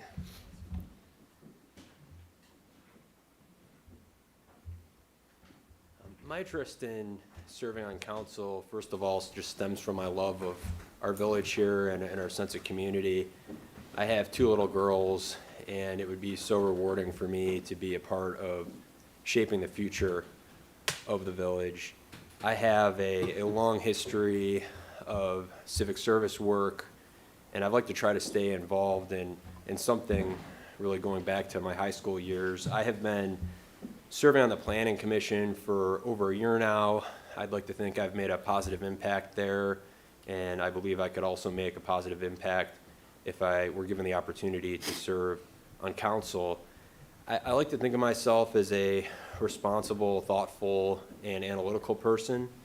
I am an attorney, so of course I have experience in analyzing, interpreting regulations, but I've also had some relatively unique experiences in drafting regulations as well. I was first appointed and then elected to serve on the Representative Assembly of the State Bar of Michigan, which is the equivalent of the House of Representatives of the State Bar. And so I was a representative on a policy-making body similar to this. And I served as chair of the drafting committee there, and so I was very intimately involved in the drafting of regulations in that role. And so I think that experience would really be an asset serving on council. I am with the Kerr Russell firm in Detroit, which by Franklin standards is something of a startup in that we're only celebrating our 150th anniversary this year. I was selected to serve on my firm's strategic planning committee, and I'd like to think that that reflects my colleagues' opinion that my judgment is typically sound most of the time, hopefully. I've held several other leadership positions. I won't mention them all here, but just to note one more, I am currently in a program called Leadership Detroit. That's put on by the Detroit Regional Chamber, and that's proven to be an excellent program that I also think would be something that would allow me to help serve here on the council if given the opportunity. So I thank you so much for your consideration and certainly would entertain any questions. I have the same question for you. What do you think is Franklin's biggest strength and biggest weakness? Well, it's interesting. For me, the strength and the weakness are the same thing in that I think the sense of community we have here is the greatest strength. I just love going to the events here on the green. I joke with friends who aren't familiar with Franklin that I feel like I'm living at a Hallmark movie. And just the small town feel that we have here and that sense of connectedness is to me, as a dad of two little girls especially, just such a beautiful thing. But on the flip side, the lack of connectivity is an issue here in terms of accessibility. Some of our communities are really landlocked and completely isolated from the others. I happen to live in Cromwell, and so we're kind of stuck off a Telegraph. And I just imagine my girls aren't quite old enough to be riding bikes. I have one who's just got her first bike for her birthday on training wheels, but they can't even, ride their bikes hypothetically to a friend's house who lives really just a quarter of a mile away, but there's no safe way to get there. So I love the sense of community and the connectedness, but I really like to work on making us even more connected as one priority. Thank you. This is a 2-year term. Do you see yourself running for council after that 2-year term? Well, one thing to know about me is that I'm a very committed person. I mentioned my law firm. I've actually been with the same firm my entire career, right out of law school, since 18 years now. It's for me this year. So when I take something on, I do tend to stick with it, and that would be my intention, would be to serve the village on council long term. Anybody else? Awesome. Thank you, Dan. Thank you very much. Thank you.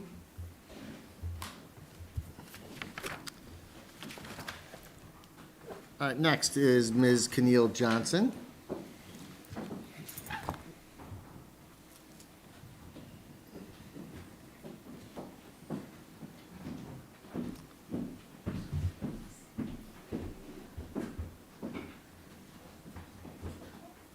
Hi there. First of all, welcome. We know that you are a new resident, so Thank you. Well, glad to have you here in the village. Thank you. Glad to be here, and good evening to members of the council and fellow residents. Thank you for the opportunity to introduce myself to you all tonight. I will use this as an opportunity to just strictly do that and not convince you all of why I should be a member of the council, because we clarified that I'm not eligible. So thank you for that clarification.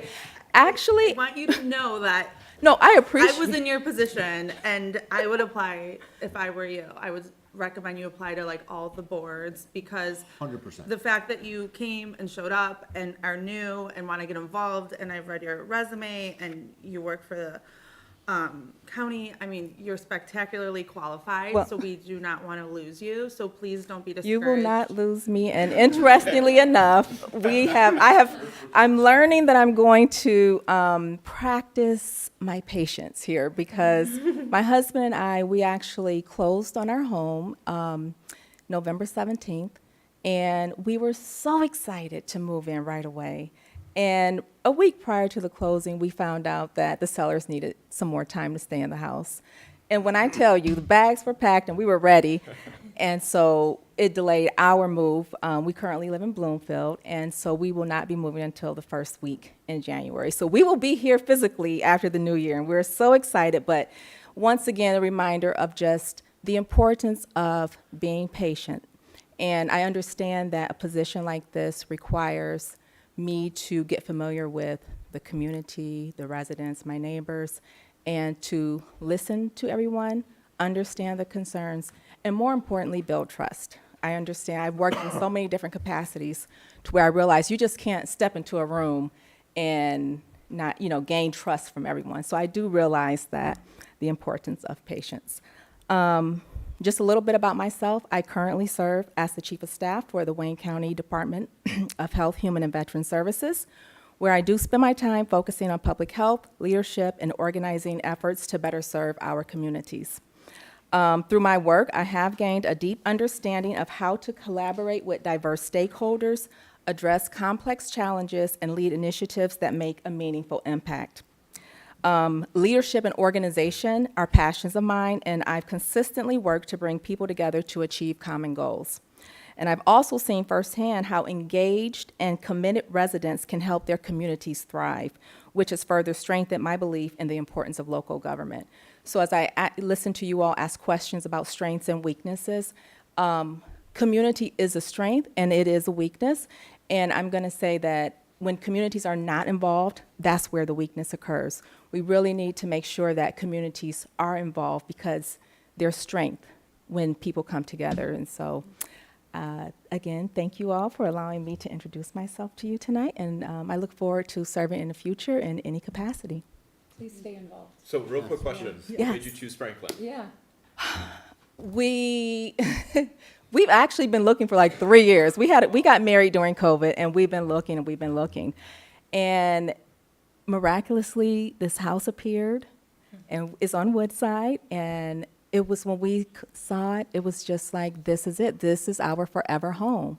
It has everything that we were looking for, and we walked around the neighborhood and just feeling that charm. Franklin has such unique character, and it's just like a dream. My husband's been telling everybody, I got my dream wife, now I have the dream home. Like, okay. But it is a dream for us. Yep, We're the lucky to character. have you. Thank you. Thank you. Thank you. And you answered my question already, so Yep. thank you. All right, thank you all. Thank you. Welcome. Leave your number with Meg. Okay, and our last applicant is Al Ludwig. Al?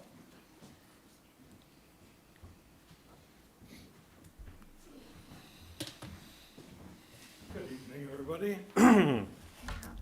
Been entertaining so far. Most of you know me. Abby, we haven't met, but nice to meet you. And congratulations on everybody who got elected recently. I've lived in Franklin for 10 years. My wife and I bought an old piece of junk and knocked it down and built a nice new house. One of the smaller lots in Franklin, we're over by 14 and Inkster. So the lots are a little bit smaller, but we love it. We just love living here.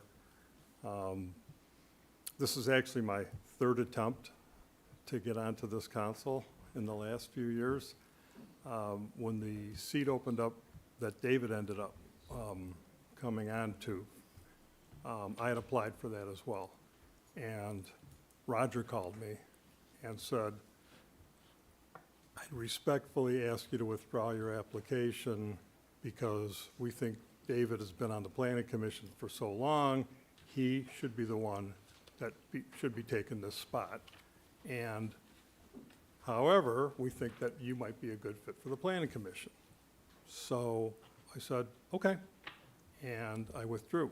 And then I filed to run for the spot, and then when I saw that 8 names came out to run for the seats, I don't have the time to go knock on every door. And I knew that I wasn't going to beat 7 other people, especially I didn't want to run against Mike.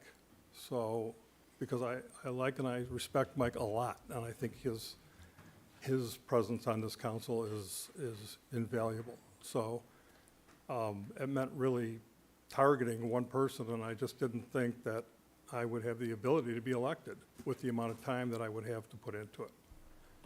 I know, David, that you and I talked about what happens after 2 years, and I can't say what's going to be in 2 years for sure. I just don't know.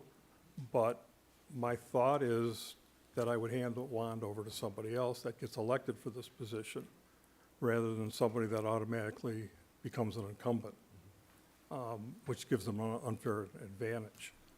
A little bit about me. I've been in real estate for 50 years now. In August, I hit my 50-year anniversary, shall we say.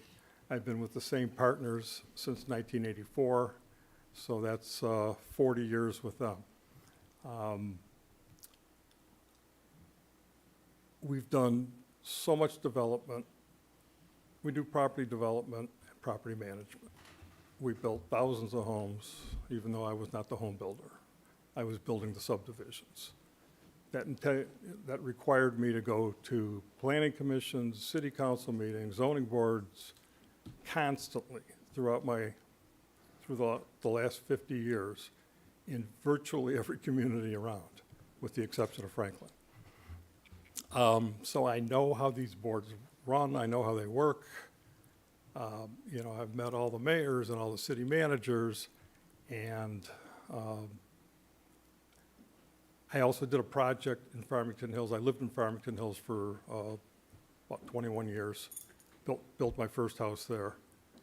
And Farmington Hills wanted to build a golf course and a driving range, and they had a old dump that they wanted cleaned up. And a place where the garbage trucks used to go and dump the garbage for years and years. It was an old peat bog that they had mined the peat out, and so they just dumped the garbage in to fill up the hole. After they never closed it, the guy who owned it, who happened to be a judge,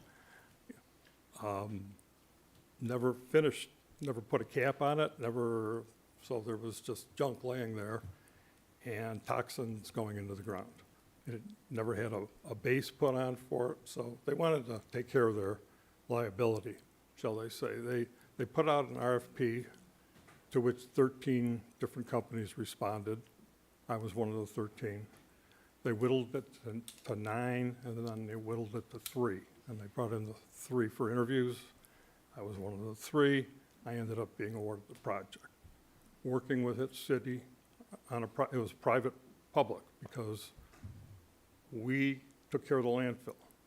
We built them a golf course and the driving range. We built them a clubhouse, which included a restaurant and cart storage. We built them a Parks and Rec facility on some excess land in the back, so that's where they take care of all their lawnmowers and stuff. In return, we got the property to build 80 condos. Originally, we were going to do 350 apartments, but the community didn't want 350 apartments, but they were receptive to 80 condominiums, single-family homes. So that project got me to work with the community for about 4 to 5 years with everybody within the community. I was also on the Farmington Hills Community Foundation. I was on their first Brownfield committee when they were first opening up and setting up a Brownfield department. And I was on the Farmington Hills Grand River Corridor Improvement Committee. So did a lot in Farmington Hills. I don't live there anymore.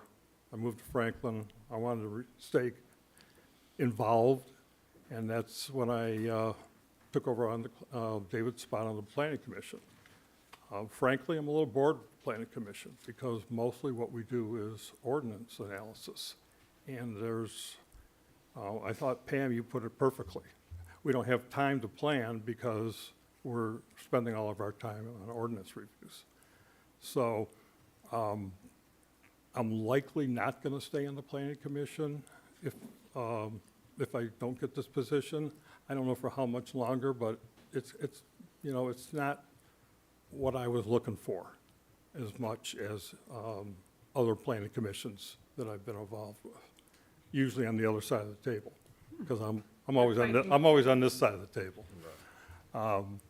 But I see, as a developer, they usually put you last on the agendas, so you get to see what everybody ahead of you, what their plans are. So I'd love your support. I think I'd be good. And I'm already up to speed on a lot of things because of the Planning Commission. And I think the other candidates are excellent too, so I don't think whoever you choose is going to be a bad decision. But I'd like to do it if you guys want me. Thank you. Thanks, Al. Can I ask the same question? Absolutely. What do you think is Franklin's, well, first of all, what you told me about Roger calling you to withdraw your application, no offense to David, but it makes my never knew skin that. crawl. I never knew that Because happened either. everyone That makes no sense. who is in this village has the eligibility, except for the 2 year that we learned about on council, and you would have had been here 2 years, right? When it was, Yeah. when the vacancy opened, to apply. And the council deserved to have heard and seen and reviewed your application. Well, I believe they had, but they hadn't had a meeting yet. And I believe the council members had all discussed it amongst themselves, Yeah. like you guys have done on this, which is not making a decision in advance, but I think they were unanimous in saying with each other, we got to give this to David. He's earned it. He's earned his stripes, and he deserves this spot.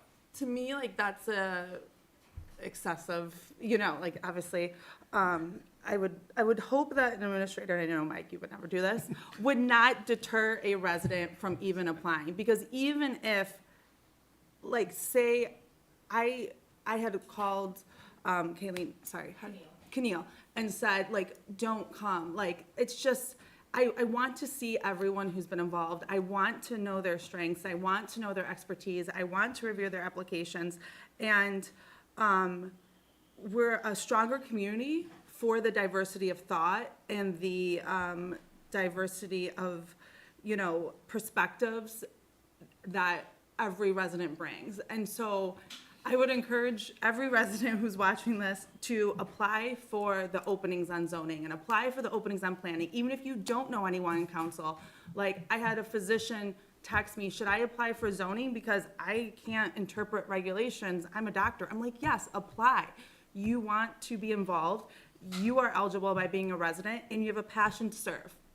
That is basically your criteria. And so I know that we have policies for appointments and posted for 30 days. This one couldn't be because the charter overruled the policy with it having to be filled in 30 days from David's resignation. But I speak for myself. I would like everyone who is interested to apply and then have the attorney determine eligibility, or the clerk or the administrator, and not deter someone from even presenting their application, regardless of whether you think you're going to get voted or not, because it shows the council that there are people, that want to be involved, and there's lots of times where we're in need of volunteers. And like, I'm going to be the first one to call you and say, hey, I know you wanted to volunteer, and this is something that interests you. So I would just, I appreciate your like resilience and coming back here, and that you didn't want to run against Mike and everyone. Like a bad penny, right? Yeah, and I mean, I got calls too from people telling me not to run. Why are you running against your best friend? I mean, it's just, it's like, if you want to do something, you have to pursue it relentlessly, and I was like, oh, there's only 2 open spots. Well, there's 3 open seats. Like, no one owns a seat. This seat belongs to the village. And so I commend you for being so perseverant in serving. And so I thank you. Roger did not hurt my feelings, because once I understood that it was David had applied for Yeah. the spot, I knew that he had paid his dues, and more so than I had. And I felt that he was more deserving. So that's why I agreed to withdraw at that time. Al, I'm having a hard time understanding though why you chose not to run. I mean, I understand the desire not to run against someone you knew, but if this was something you wanted to be a part of, then why not follow through? If you're talking about being perseverant, to me, that's a miss. Yeah, we supported David when David first ran. And my wife was out helping Angelina stuff mailboxes. And I know the diligence that she was going to put in. I knew she was going to go knock on every door. But there were 3 seats. There was 3 seats, but I wanted Mike to have one. I didn't want to diminish, I didn't want to take away from him. But that's 2. So that's 2. I knew Angelina was going to get 1. At least I assumed in my mind that she was going to put in the effort necessary to get it. And that left 1. And there was like 6 people. And I just, I have a full-time job still. I don't know forever, but I don't think I'm ever going to retire, but I'm working. And I don't have the time to go out and knock on every door. I have 2 dogs I got to walk, and I like to play golf, so I have a life too. Sure. And But I why, just, so we're your voting body, correct? correct. I didn't hear from you. Why is that? I didn't know you. And I thought about asking how to reach you, and I just didn't. I actually apologize for not doing that. I probably I should have. I did talk with David, I talked with Angelina, I talked with Pam. Mike called me from Arizona. Sure. I'm not saying I take that personally. I'm just saying, when we talk about the energy to canvas, I can understand that within the confines of an election. But there are 5 of us here. And to me, if this was something you had, you know, the real interest in doing, I would have been calling or finding some way to reach out to the people who were voting for you to do that. So. Well, you're right. I mean, You're I'm right. just saying that it concerns me when we talk about the level of energy. Like, I think we all have full-time jobs as well. And I have children. I have young children who are in school, one of whom is home from school today. And I, Sounds you know, like have to that's place- going around the whole, And so, and I just say this because we're talking about being involved and putting your hat in the ring, but we are a handful of voters, and it is concerning that I didn't hear from you after putting in this application. And, you know, the whole goal here is that we work together in order to make any progress for the village. for sure. So, I mean, that's just my take on this. That surprises me. Anybody else? All right, thanks, So Al. did you answer the strength and the weakness question? I want to make sure I'm, Oh, no, I don't think we got there. The strength, you know, everybody loves Franklin. It's, when people ask where you live, when you say Franklin, you're saying it with a level of pride, because it is such an adorable community. It's like a Hallmark Christmas card. Everybody knows each other, and for the most part, everybody gets along, and, you know, we can't walk the dogs without being stopped by neighbor after neighbor when it's nice outside.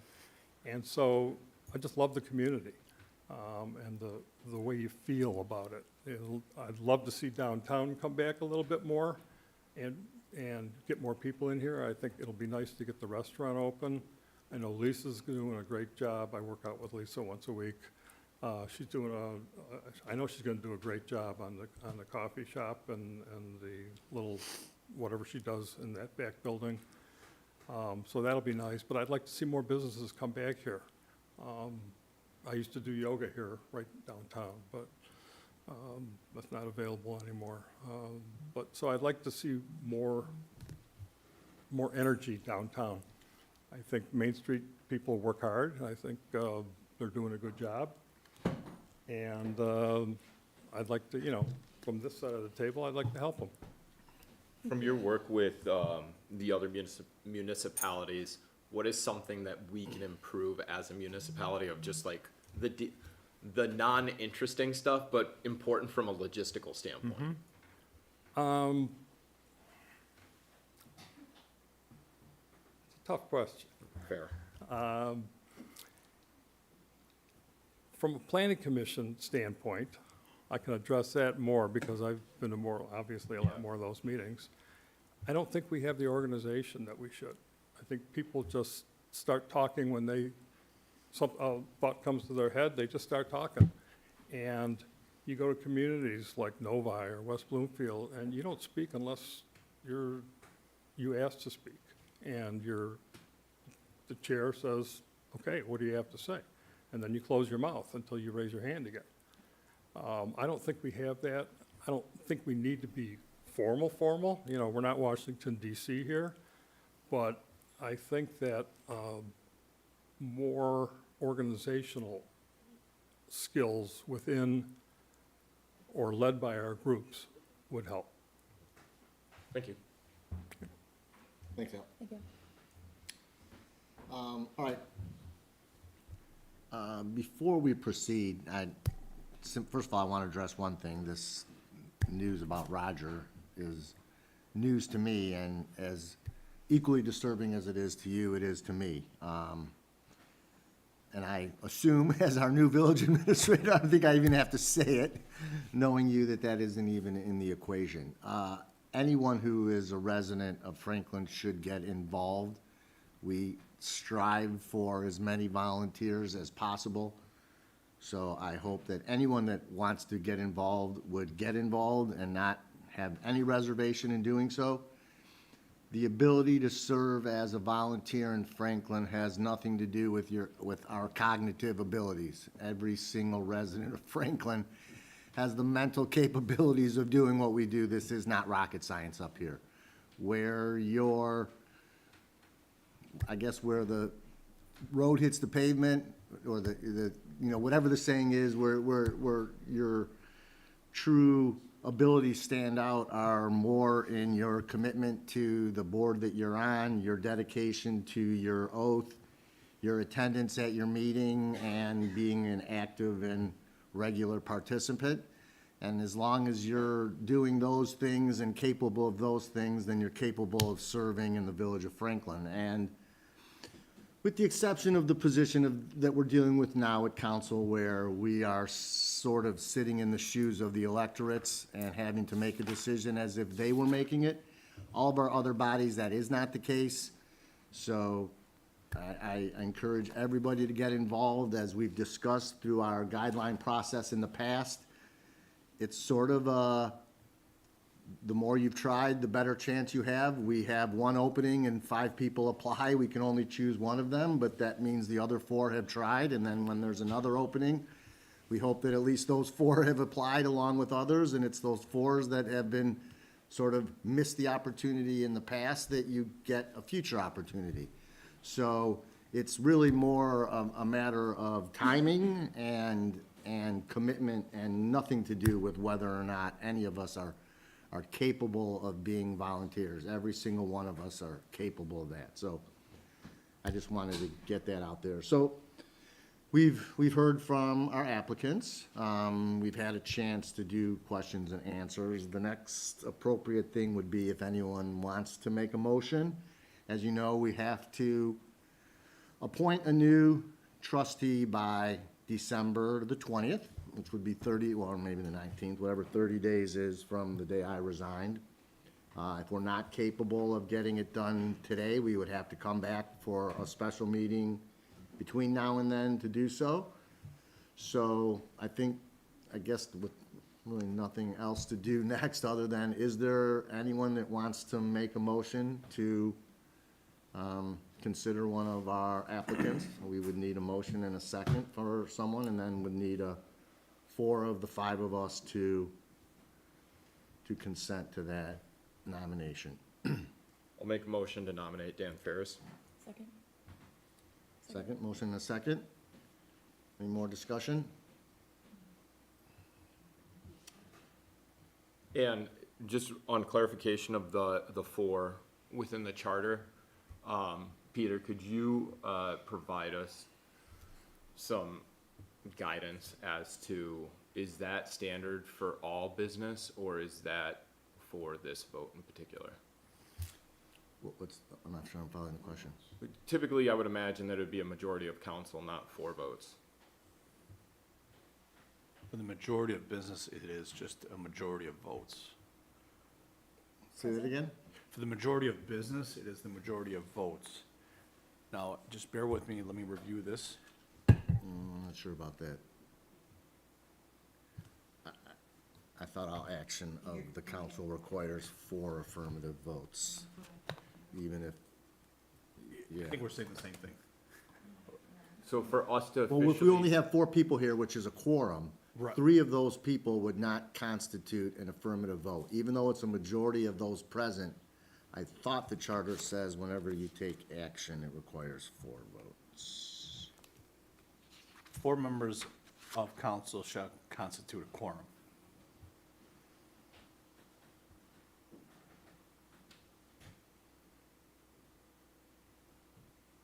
But the question that you're raising is, what number do we need to approve Correct. to go forward with the candidate? And is that unique to Is this it- vote, or is that for all business? So chapter 3, section 7 says the affirmative vote of a majority of the trustees, which shall be 4 votes, shall be required for the passage of any ordinance or resolution, unless in any given case a different number is required by this charter or state law. So you need, quorum is 4 members, and you need 4 votes to pass any ordinance or resolution. This council acts by ordinance or resolution, so you need 4 votes always. And so this is something that I want to point out, is that I'm not entirely sure we've operated that way. I don't believe that we have only passed things based off of a total of 4 votes. I believe if it was majority, most of the time we have 7 members here. And my understanding is when we've had a majority approve 4, it's always passed. Now, there could be, I've never been aware of a vote that we had where only 3 people affirmed the vote and it passed. So Even though 4 or 5 people would have been present, even whenever we've had meetings of 4 and 5 people, we've always made it clear that it takes 4 Okay. people to So that's affirm just one something. thing that I want to point out too, because I think for, that the way that our charter is structured, and correct me if I'm misinterpreting this, but it basically says we can only take action through resolution or ordinance, but we need 4 votes in order to do it. Not a majority. correct, but that's the same thing though, right? It's not. It's a presumed, a majority only exists if you have all 7 here. Otherwise, Correct. Yeah. you get what I'm saying? Yes. So that's a pretty large assumption for how I traditionally would think of a majority acting of business. And it makes sense, like logistically, if you think about it, you don't wanna wait for a couple people to miss and then push through an agenda. So I get why it was structured that way, but I do think that it's just a good point of clarification as we just came off of a new election, we have new people to council, that for us to conduct any business whatsoever, in an official capacity, it has to be, 4 votes, not necessarily, I wouldn't even worry about the majority of council, it's just 4 votes. Yeah, or said differently. If there are 4 people here, you have a quorum, but then things have to pass unanimously with those 4. Correct. Yeah. Yep. And with 5 of us here, 4 have to vote Correct. Have to affirmatively. vote. That has always been my understanding. In fact, I remember trying to change it to a simple majority, and it failed in a vote of the citizens. Oh, yeah, They right. said you have to have 4, which is the original charter language. Yeah. So that's why I'm kind of, I can't imagine why we would only go with 3, but I think we've talked about it, so. Yeah, so in order for this motion to pass, you have to have 4 Yeah. affirmative votes. Yeah. And we may want to do a roll call too, just. We're definitely gonna do a roll call. So. Oh, so it's been, a motion's been made and seconded. We have a so motion are and you a looking second for on the table. discussion? We're having discussion right now. Okay. I think the appropriate way to do this would just be one at a time. We have an applicant, we'll address that applicant. If majority, if we get 4 votes, then we're done there, and if not, we have to consider proceeding. Well, I can go first, since I'm at the end of the table. Yeah. I had a chance to talk to all 4 applicants on Friday and Saturday, and I didn't know 2 of them very well at all. I didn't know any of them very well, and I'm impressed by all 4 of them, and that's from the heart. I really am. All 4, any of them would be as a policymaker with us. I was reflecting on the kind of documentation we're asking for people in applications just isn't necessarily have anything to do with what's really important and how we make our selection, and Correct. we're That's in what I that said. spot right now. What I'm looking for is someone who's got some history with the village, has either served on previous boards or commissions, has enough longevity that they've been exposed to how this government works, how groups like the FCA and Main Street and other groups work. I'm looking for how is that person, a sense of how that person will complement the people who are already on this council.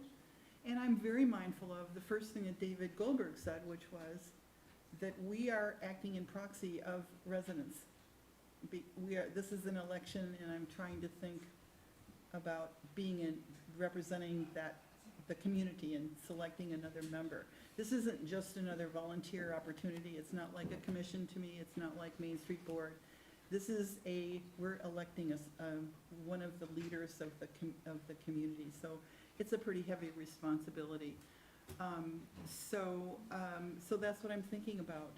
And I do have a preferred candidate, and it's probably not Dan, because I'm also looking at, and because I've had David Goldberg's job, is where are we putting our talent?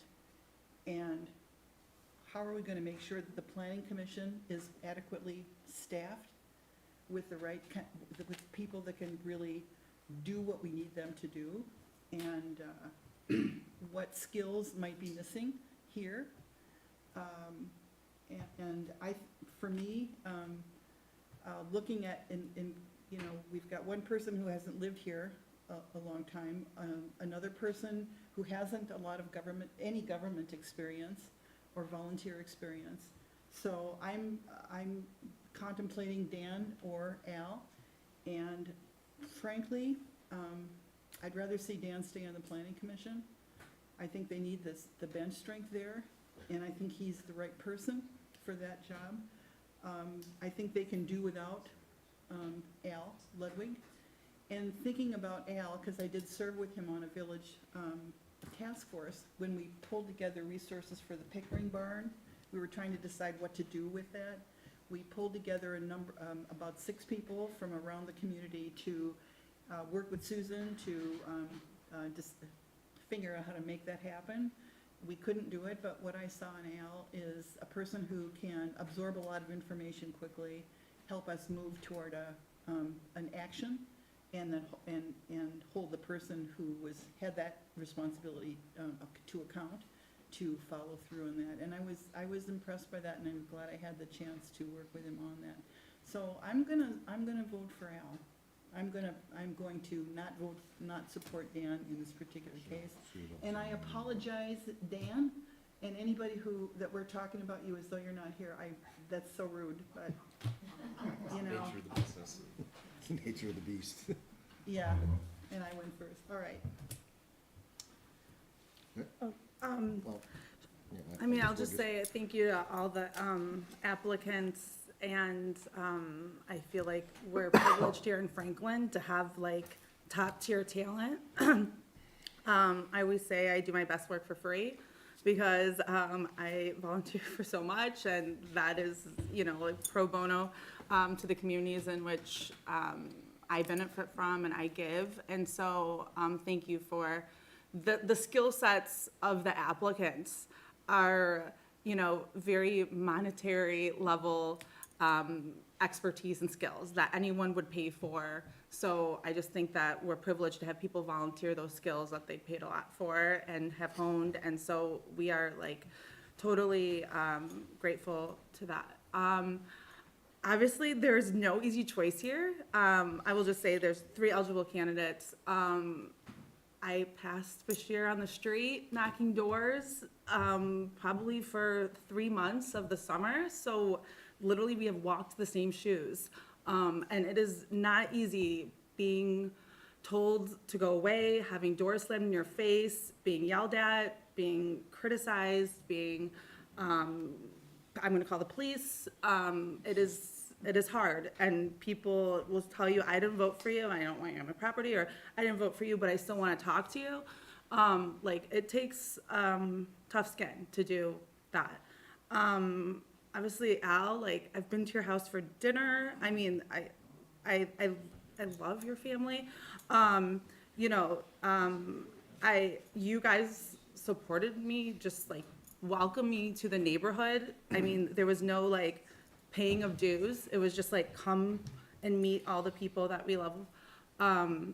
And you've always been a level-headed ear when I was on zoning and just talking to me about issues, and your experience speaks for itself.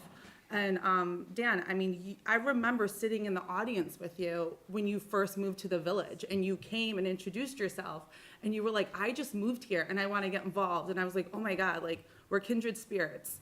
Like, we don't know what's going on. We like don't know if there's a spot for us. We don't know what the opportunities hold, but you know, we're here, we're giving our evenings, we have skills and passion to give, and we're gonna make it happen because this is close to our hearts. And so ever since you came to that meeting and we both sat, it was during COVID and we were squished together and probably not the safest, but like, I've been following you on planning and your trajectory, and I see you running on Telegraph with your double stroller, and it's just probably to the extent of stalking, but I definitely like, it's very difficult to make a decision. And we have exceptional candidates, and if we are ever in need of volunteers, I would definitely go to this group first. And I'm so happy that you moved here.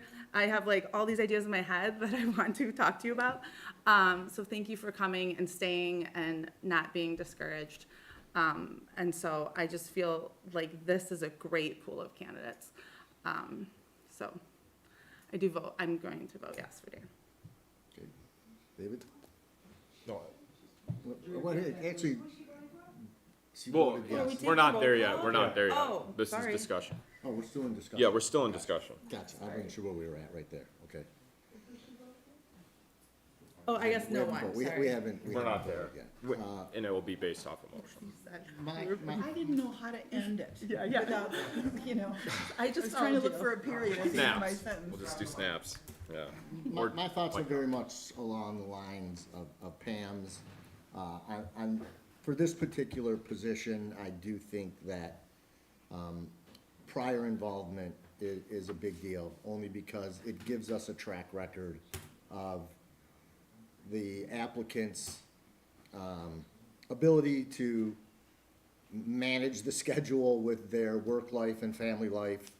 The day of the week works for them, you find out, oh, Monday's not a great day for me. So I do take a lot of my decision in the fact that the applicant has served on a board before, of which two of them are. One of our applicants, as we've come to find, doesn't even qualify for the position, as I mentioned to you when I spoke to you on the phone and reiterate today, please get involved in the village. Make sure Dana knows that you want to be on the list. So, I asked you to do the same. And as far as Bashir, same thing, I say the same thing to you, although I wouldn't necessarily support you for this position because of the criteria that I hold in this. I think your dedication has been great. You garnered 700 votes at a village election, which speaks a lot as to the residents' support for you. And I do encourage you to also continue to try and find an open position. I mean, as we speak right now, Angelina's seat is open on the ZBA, so we will have to fill a ZBA position immediately. No one applied. Not from what I know as of right now. So, for the two of you, I encourage you both to continue. And I think you would both be assets to the village and bring unique backgrounds between each of you. I struggle too. We have two excellent planning commissioners. Both are super qualified. To me, the difference between the two is that I feel that our planning commission still could use some additional leadership and direction. And I personally think that Dan is an excellent candidate at doing that.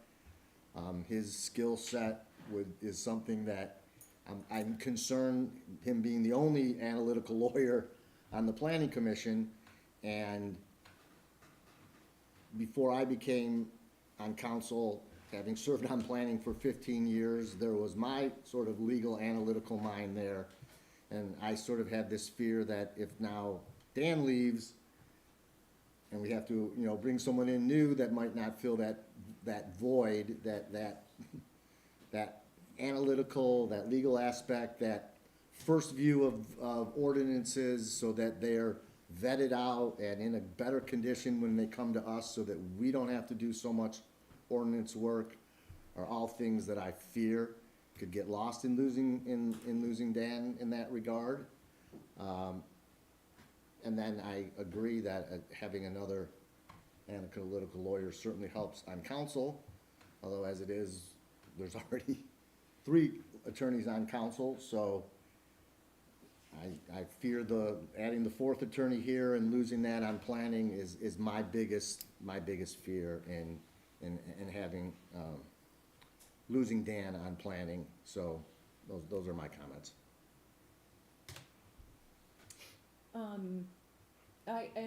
I speak as someone who has had no experience serving in any capacity, so I recognize that having a desire to be involved and going about it in an unconventional way by these standards still has value.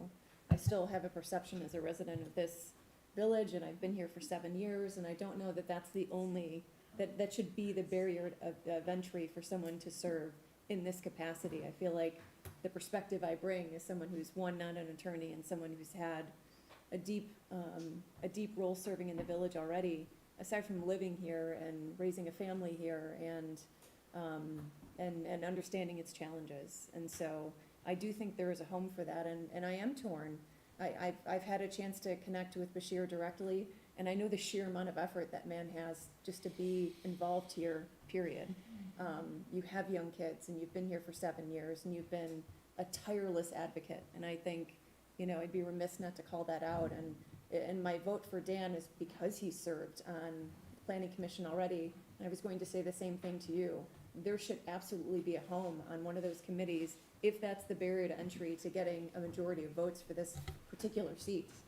As it seems like that's what's going on, and that's the interest of the current council is having that experience. So Bashir, I invite you to channel that tireless energy into continuing to serve in those capacities. It would be a damn shame if you don't end up with one of those seats simply because of that. And my interest in Dan is because the longevity in serving. I think of what is it that the village needs in order to continue this work, to see the kind of progress that suits the electorate today. And I look at the average age of the village, and it's 48 years, and that gives someone decades of opportunity to continue to serve. And Dan, if you're the kind of person who stayed at a law firm and has dealt with the rigor and the ask of that for your entire career, it says to me this is someone who has the energy to give to this village in the ways that you both have. And that's of interest to me. That's something I plan to do, and I'm learning every day. So, Keneal, please, the same thing. I'm probably merely a month after where you would be if you held this seat, and your experience as a chief of staff absolutely prepares you to be in this position, because truly it is, understanding how to collaborate with and move the needle.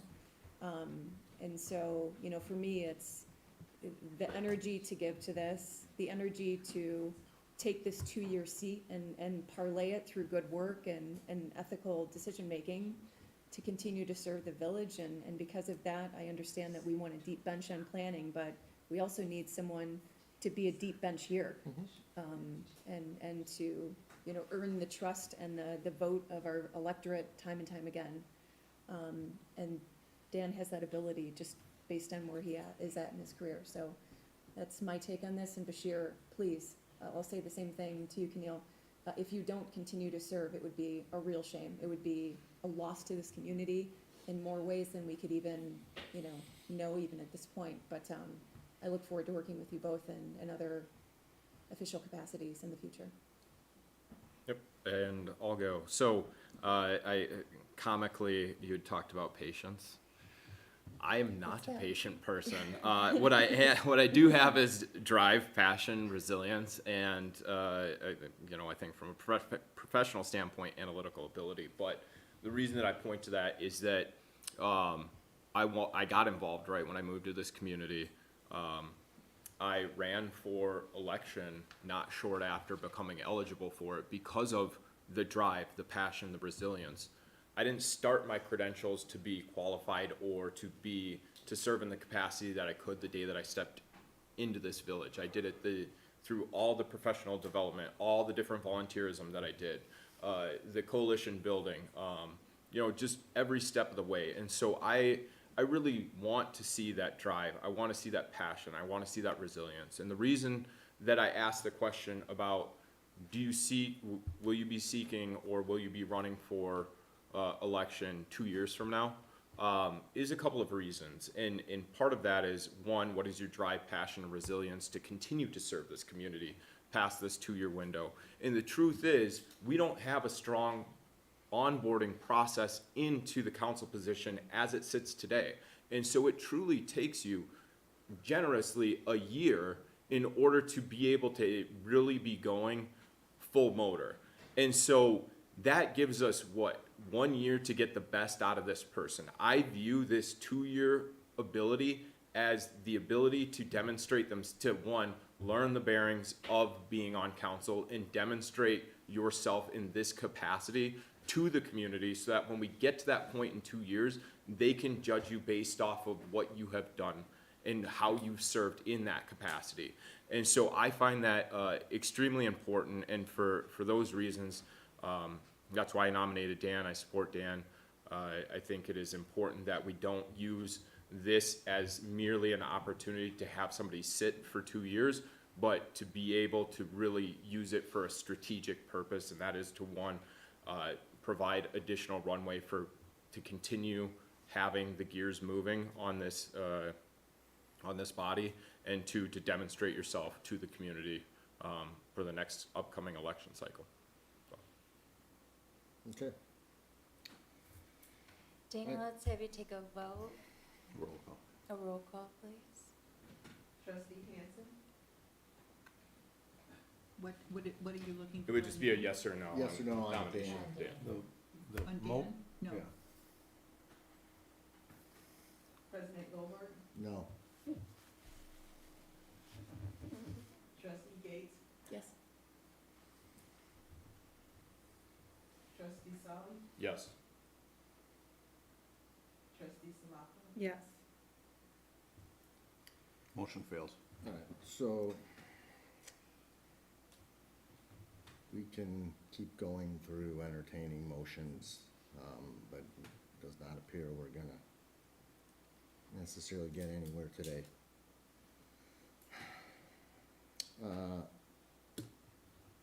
Tough decision for all of us. Can I ask a question? Yeah, So is this about the sort of new guard and the old guard kind of a thing? I'm just getting a sense that, is there anything to that, or is just me being oversensitive? Because the rationale I heard about Al, I mean, Al's got, what I love about what Al's bringing is his relationships with different municipalities, so we can quickly pick up on. He's got relationships, we've got a deal going with Farmington Hills, there may be more. I saw that as currency, and I'd like to know why Al wouldn't be acceptable to you guys. And I'm sort of throwing it out because the three of you voted for Dan. We've all acknowledged Dan's stellar, no question about that. But is there a reason that you'd rather have him than, Yeah, I'll be the first to go. sure, One, the exact reasons why Dan would be amazing on the planning commission are skill sets that would make him amazing here as well. So to say, you'll do awesome staying at the planning commission is a disservice to what he could serve in this capacity, which is a policy-making body. Second of all, following the planning commission, I've agreed with Dan on more issues than I have on Al. So again, as a representative democracy, me representing the positions that I have, I'm more aligned with Dan. There's my vote. fair enough. I will say, I don't think Al's old guard, it's some, I mean, I don't even know what that means, but it's like mentality. He is very open-minded. He is very, receptive to new ideas. And I think that's a mentality. You can be closed to new ideas regardless of how long you've lived in the village or how long you've lived in Michigan or how long you've lived in this country. So I just feel like, you know, there's a, I don't know what that old guard, new guard is, but I think that, I never said that he wasn't acceptable. In my comments, literally, they have the same tenure on planning. They have different backgrounds. I value like pro bono work, volunteerism, civic service. It takes a lot to sacrifice time with your loved ones, like you can see in my acceptance speech, and to say, I'm going to do this for other families and not give this to my family. Yeah. And he has 2 young girls, and he came straight from work. You could tell he walked in. And to me, that says, like, he is, you know, teaching not only, you know, his family, but the village, like, sometimes you need to sacrifice, and sometimes you need to, you know, give to others before you give to themselves. And I really, really, really value civic service, pro bono work, volunteerism, and I saw a lot of that in his application. And I don't want to presume, because I think I'm not a talent expert, but presume that pigeonhole him to planning, or even Al to planning, and say that we need you on planning so you can't come up to council. Because to me, just what I know in workforce organization, when you do not promote talent, or when you presume talent's going to stay, they usually don't. And so you have to develop them and show them that you're invested in them, because they will leave. Like, Al was very transparent and said, I'll probably leave planning. Like, we didn't ask that to Dan. Dan didn't say that, but because he didn't say that, we're gonna presume he's gonna stay on planning.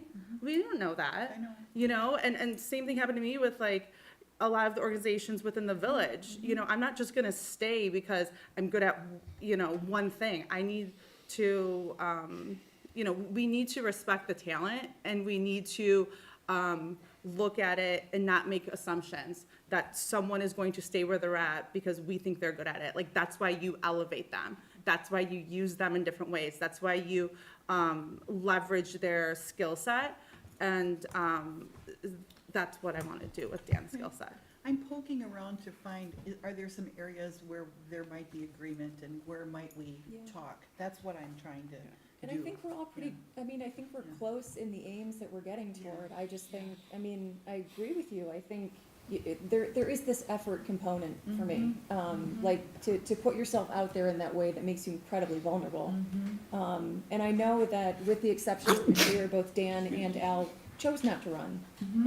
It did not choose to put themselves in that capacity. So it would have been an easy decision had we just taken the 4th place finisher from that race and said, you know, that's someone who put themselves in that position, who took it upon themselves to put in the effort, the months-long effort that it would have taken to be elected officially in this capacity. And I think, like, there is this calculation, Pam, where, and I don't have any preconceived notions around old and new guard. I'm so new to this. I don't know if I have any. I don't have that perception. I don't have the basis to have that perception at all. But I think, where can you get the best out of people for as long as you can?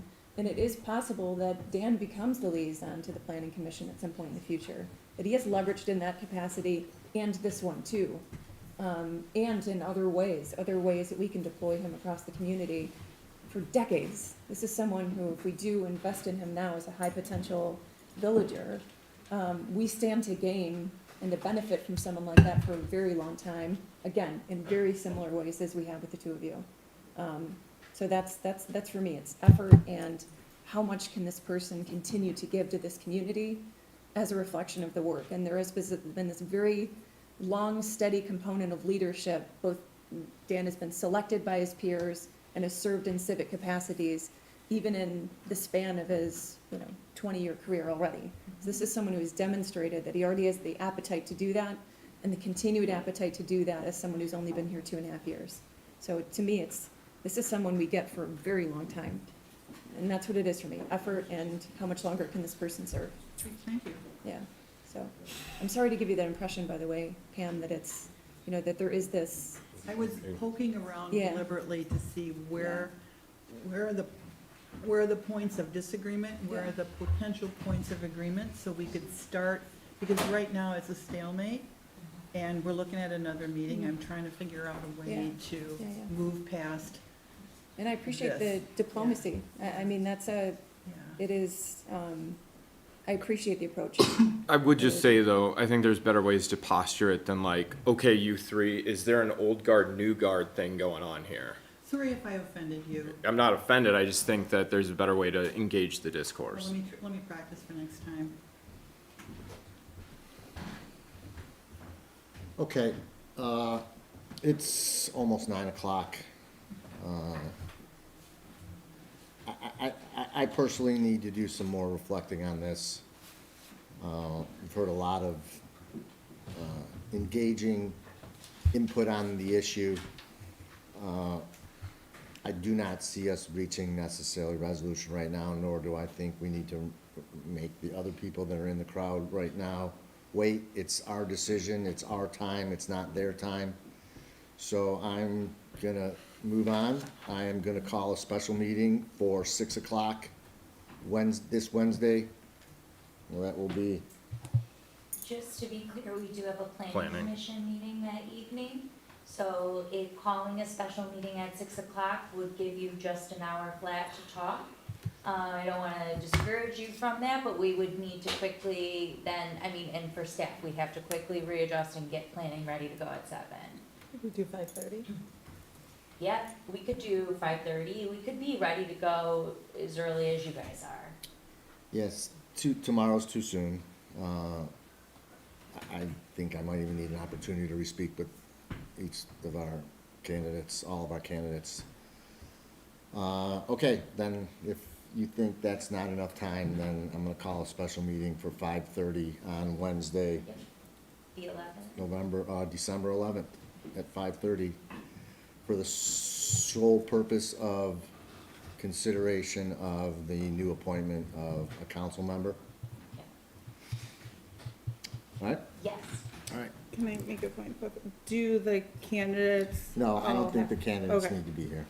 If they want to be here, they're welcome, but I mean, at this point, I don't know if it's necessarily any more input from them. I think we need to, in our own minds, wrap our hands around this and be big boys and big girls and make a decision.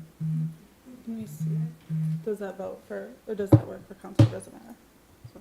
I'm sorry, what did you say? I said, does that work for, like, Yep, the 5:30 administrative? works perfect. I'll go ahead and send out a confirmation email at the end of this meeting. We'll make sure that that's posted on our website so that people are aware. And of course, if anybody calls in the next couple of days for status update, we'll be sure to let them know that the next time the council will be meeting will be the 11th at 5:30 here in council chambers. That's good, thank you. David? Yeah, I was just gonna say, could we move up the CDBG before all of our reports? Well, yeah, so first of all, I'm gonna make a presidential decision, and I am skipping all of our reports. I don't need to hear anything from planning right now. Our chair isn't even here. I've already spoken. If any of you wanna speak, I will allow that. Mag, we've received your written communications, which I must say are a blessing. I must also say you write very well. Our packets have been wonderful, tons of information. I like how you've laid things out at the beginning. I love your proposed resolutions. Don't feel like you have to do that all the time. Maybe on the more complicated ones, it's helpful. But I love to see the energy that you're putting into our packets, so I thank you for that. So I'm gonna skip reports altogether today. We've done enough talking up here. So I'm gonna open at 8:52, our public hearing on our allocation of community development block grant funding for the year 2025. We have received letters from several different bodies, 3 of which who we've engaged with in the past, a 4th, which is an organization dear to my heart, the Franklin Baseball League, Baseball and Softball League, I must say, has also asked for consideration. So let's start with allowing, well, I guess our public hearing would start with members of the public. So If anybody from the public would like to speak on our decision to allocate funding for CBDG for 20. CDBG, Community Development Block. Yeah, CDBG for 2025. So anybody from the public, well, are you with one of the organizations? Yeah, we'll give you a second next. I'm going to let's open it up to the public. If anybody on the public wants to speak. Did we say who applied so the public knows in case they haven't looked at the packet? Oh, my bad. Yeah.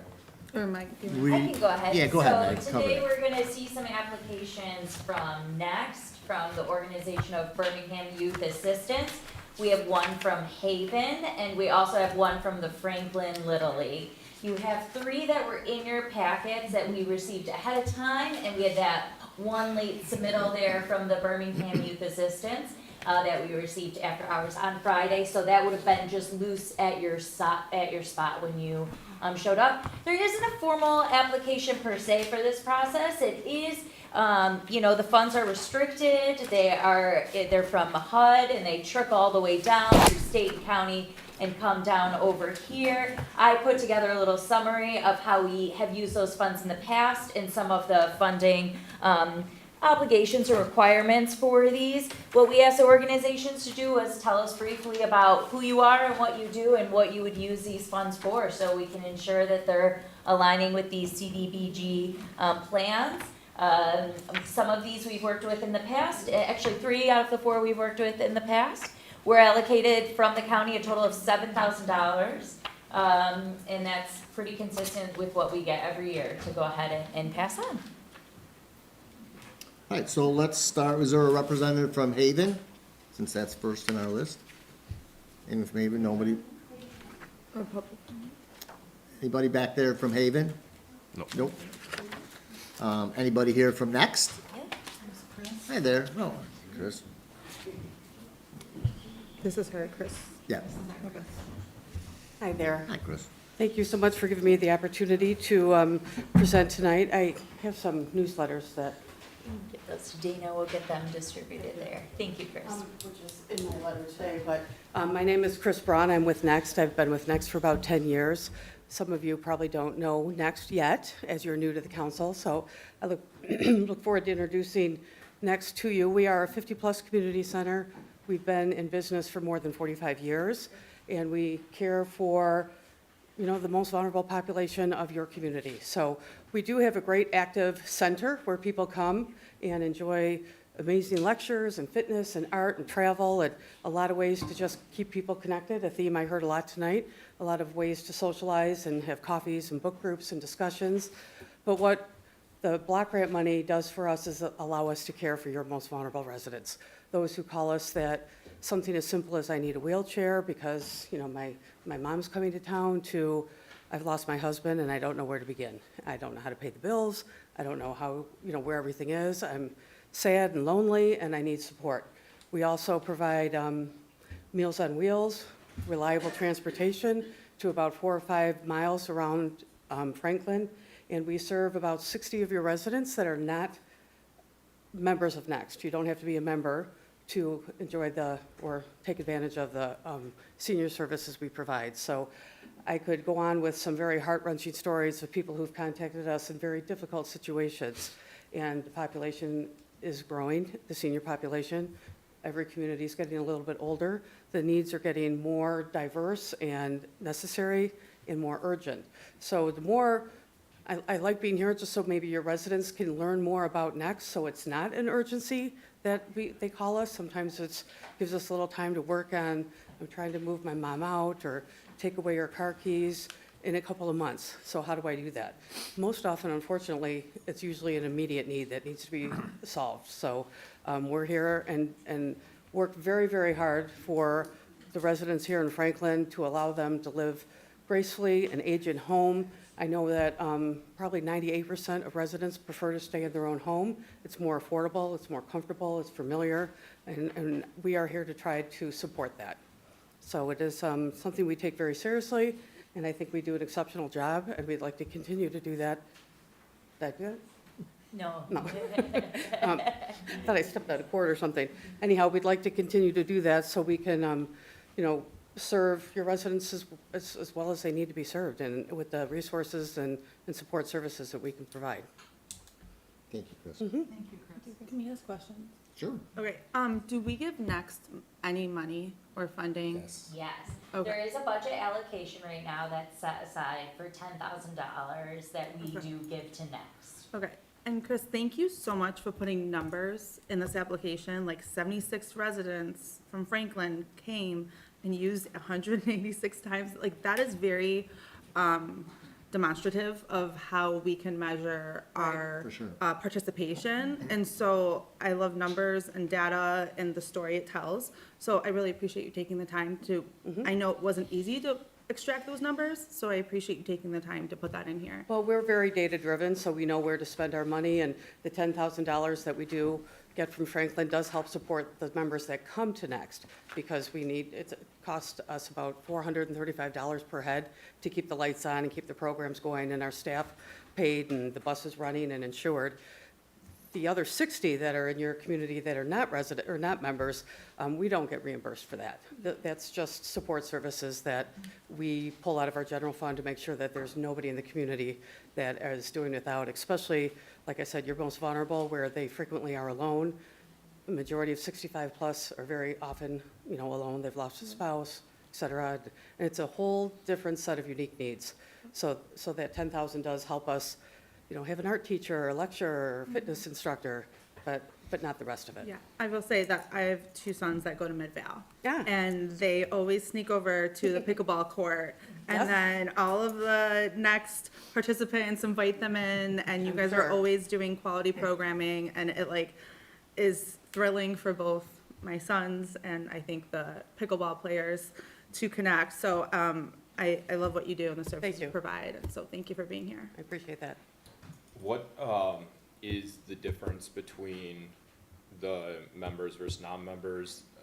How does somebody become a member? And then what is the difference in service received between the two? Well, usually members, they could also take advantage of our busing and our Meals and Wheels and things like that. The non-members usually are a little bit disconnected, and they might be less mobile and not coming to Next. So the ones that come to Next can still come on a bus ride. In fact, we have several that do that. Come to Next and take a class or listen to a lecture. All those services are available to everyone, but the non-members are people that might be on a little tighter budget, so they're not joining, which is only $55 for the year. Most of it's complimentary, but they're usually less mobile and less comfortable leaving their home. What's your total budget for annual budget? You'd be surprised, it's not much, because we do get an in-kind donation from the Birmingham schools to stay at Mid-Val, and we get some municipal funding from the 4 communities we serve. So if you extract that, it's about $500,000, and we put on about 240 programs a month, and serve 1,500 people a week on that budget. You need to invite you to our budget meeting. We rely on a lot of volunteers, we're very fortunate. And just so the council and the community members are aware, Chris is here tonight to talk specifically about CDBG, but she's going to be back at the start of next year. There's a lot going on with Next, they're transitioning into a new facility. And like she said, we're providing a lot of services to our residents who aren't necessarily members. So I want to give Chris the time to be able to give us a presentation, to really talk about services and find ways for us to help promote those services within our community. And that time is not tonight. So Chris and I have already spoke last week about that, and we plan on inviting her back to a council meeting here in January or February, so she can dedicate that time and really engage with us about all the great services they're providing. We'd be happy. Thank you. Is that it? Anything thank else? you. Sure, thank you. Thank you. Next in our packet is, hold on, so we have Next, Good Haven. Jeremy here from the Franklin Yeah. Baseball League. One of the baseball hat? Hello. Hey there. Jeremy Phillips. I sit on the board of the Franklin Baseball and Softball League. We've been around since 1955. We provide access to youth baseball and softball opportunities throughout the entire year. We mainly use the fields out here for all of our baseball and softball games, but we do use neighboring fields at some of the schools and in West Bloomfield.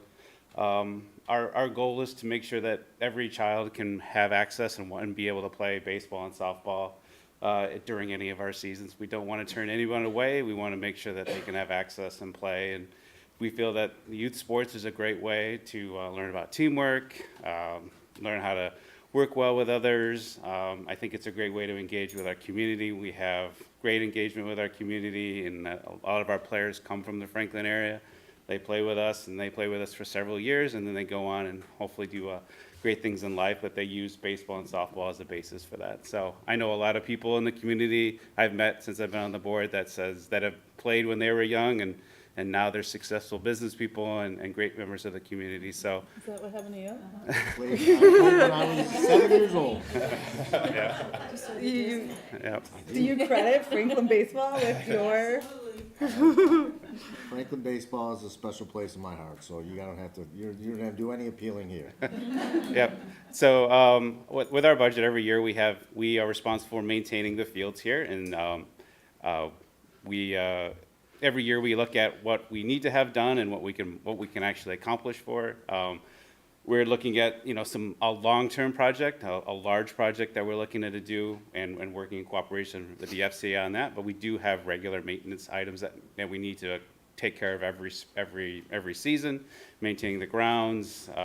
We need to improve the fencing and different things that we're hoping to have access to some of these funds. But at our core, we want to make sure that we can provide scholarships and opportunities for anyone to play with us. So we don't want to turn anyone away. We want to be, if somebody wants to play and they can't afford the registration fees, we want to be able to just say, that's fine. We have an opportunity that you can still play with us regardless. And also we get requests from families, equipment, they can't get access to bats and helmets, and all that stuff can add up fairly quickly. So we want to be able to offer those to our registrants and kids that play with us. So, Two questions. Can you be is this open to anyone who lives? yeah, we're not Okay. restricted to Franklin. Okay. We're open to all So you communities. serve neighboring communities too? And then do we give them any money? No, as of right now, there's not an allocation going directly to the Okay. baseball field. So you rely on your registration essentially for your revenue Registration stream? and fundraising. Yep, donations and everything. So I have a question. I very much strongly believe that if we don't start to nurture and support our local organizations, that they will leave, right? Best case scenario, they continue to thrive, but elsewhere, worst case scenario, they just have to close up shop. So I want to make sure that you are prioritized. My question would be, is it better to do you feel comfortable with the requirements of the reporting tied to CDBG? Or are we better off maybe moving a discussion to allocation of general fund where there's not those reporting requirements? We'd still expect there to be some reporting so we can ensure the accounting and it goes to the right place. But just what I don't want to happen is that if we were to make the award, then all of a sudden you guys are like, man, this reporting is pretty crazy. So just wanted to get your thoughts on that. Yeah, I think we have a good board and a good volunteer set, so I don't think that reporting would be a problem for us. Okay, cool. Thank you. Thank you. Awesome, thank you. And then last, someone from Birmingham Youth Assistance. Oh, that's this one. The one that came in, that was loose? Okay. Hello, how are you? So thanks for having us. So Birmingham Youth Assistance, we are a unique program. We're one area in a county-wide program that serves every school district in Oakland County. So I'm the caseworker for Birmingham Youth Assistance, and so I work directly with kids and families for short-term counseling and providing resources and supports as needed, assessing needs.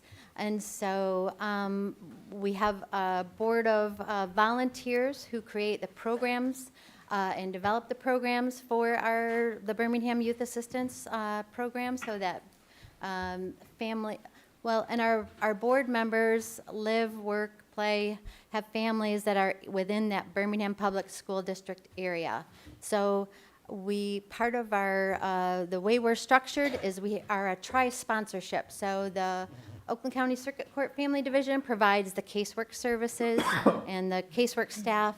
The school district provides us with our space and an office where I can meet with the families, and space for our events and our programs that we offer for kids and families. And then our local municipalities are that third piece of that third leg of our sponsorship.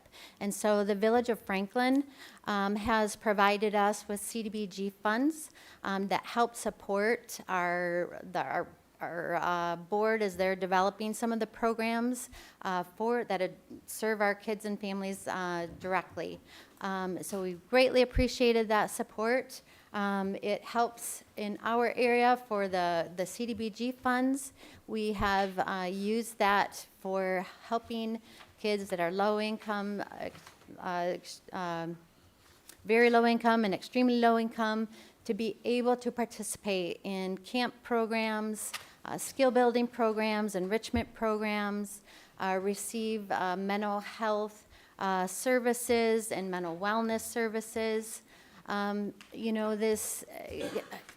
Kids and families, no matter where they live, they're living in a variety of different situations. And some of our children, there are different types of families and different dynamics in families, which are really struggling through some of the hardships to kind of be able to have that extra to send their kids to those events that make kids feel like they are part of their peer groups, and to help them build new skills and new sense of self, and exploring who they are, and things that they can do, and new experiences. And so these CDBG funds go towards helping those kids that, the families don't have the means. And some of our families too, it is something that might be like, this has just been a really hard year, and we just, we can't afford to have our kids involved in some of these opportunities that mean so much to how well they do in school and in their peer relationships, and relationships even with family. And so we appreciate just the support that we've received from Village of Franklin, and it goes directly to sending these kids to programming and experiences that is directly building their self-esteem, their self-worth, their confidence, and connection with other peers and healthy adults. So some of the other programs that we do have are our committee. We have a youth in service program that we recognize young people who are involved in the community, and they are giving back to the community by service. And I'm hearing all through tonight the value and your understanding as adults and families raising young children, and maybe, families that maybe your kids and families are adults now. So that connection with community, and it's not just that, these things just happen, like that there's involvement of the members that live there and work there and play there, who are bringing these things to the community that make it a really wonderful place to live. And so our programming is really supporting our children to have opportunities to learn and express themselves through that community involvement, through volunteerism. That's really part of our mission statement, is that we're strengthening our children through community involvement in the volunteerism of our adults who are helping to provide the programming for these kids. So we had about 45 young people that we recognized with our youth in service this past year. That included middle schoolers and high schoolers. We have a number of community events that are healthy engagement for families to come and get involved in the community. Franklin's been really wonderful in our Touch a Truck program that we have at Bingham Farms Elementary. It's an annual event. This past year, we have some of our volunteer board members who are really engaging in our family education work, And so they brought some educational materials for families. We bought some yard games, and so along with the great fun and the education and learning and sharing time together as a family and exploring all the trucks and vehicles, and of course the Franklin horse. That was a popular addition, and I'm not sure that's going to be something that we can continue to have the horse. But it's been a favorite for families for a number of years, and so. But we are bringing education pieces just, even to those community events that are bringing families together.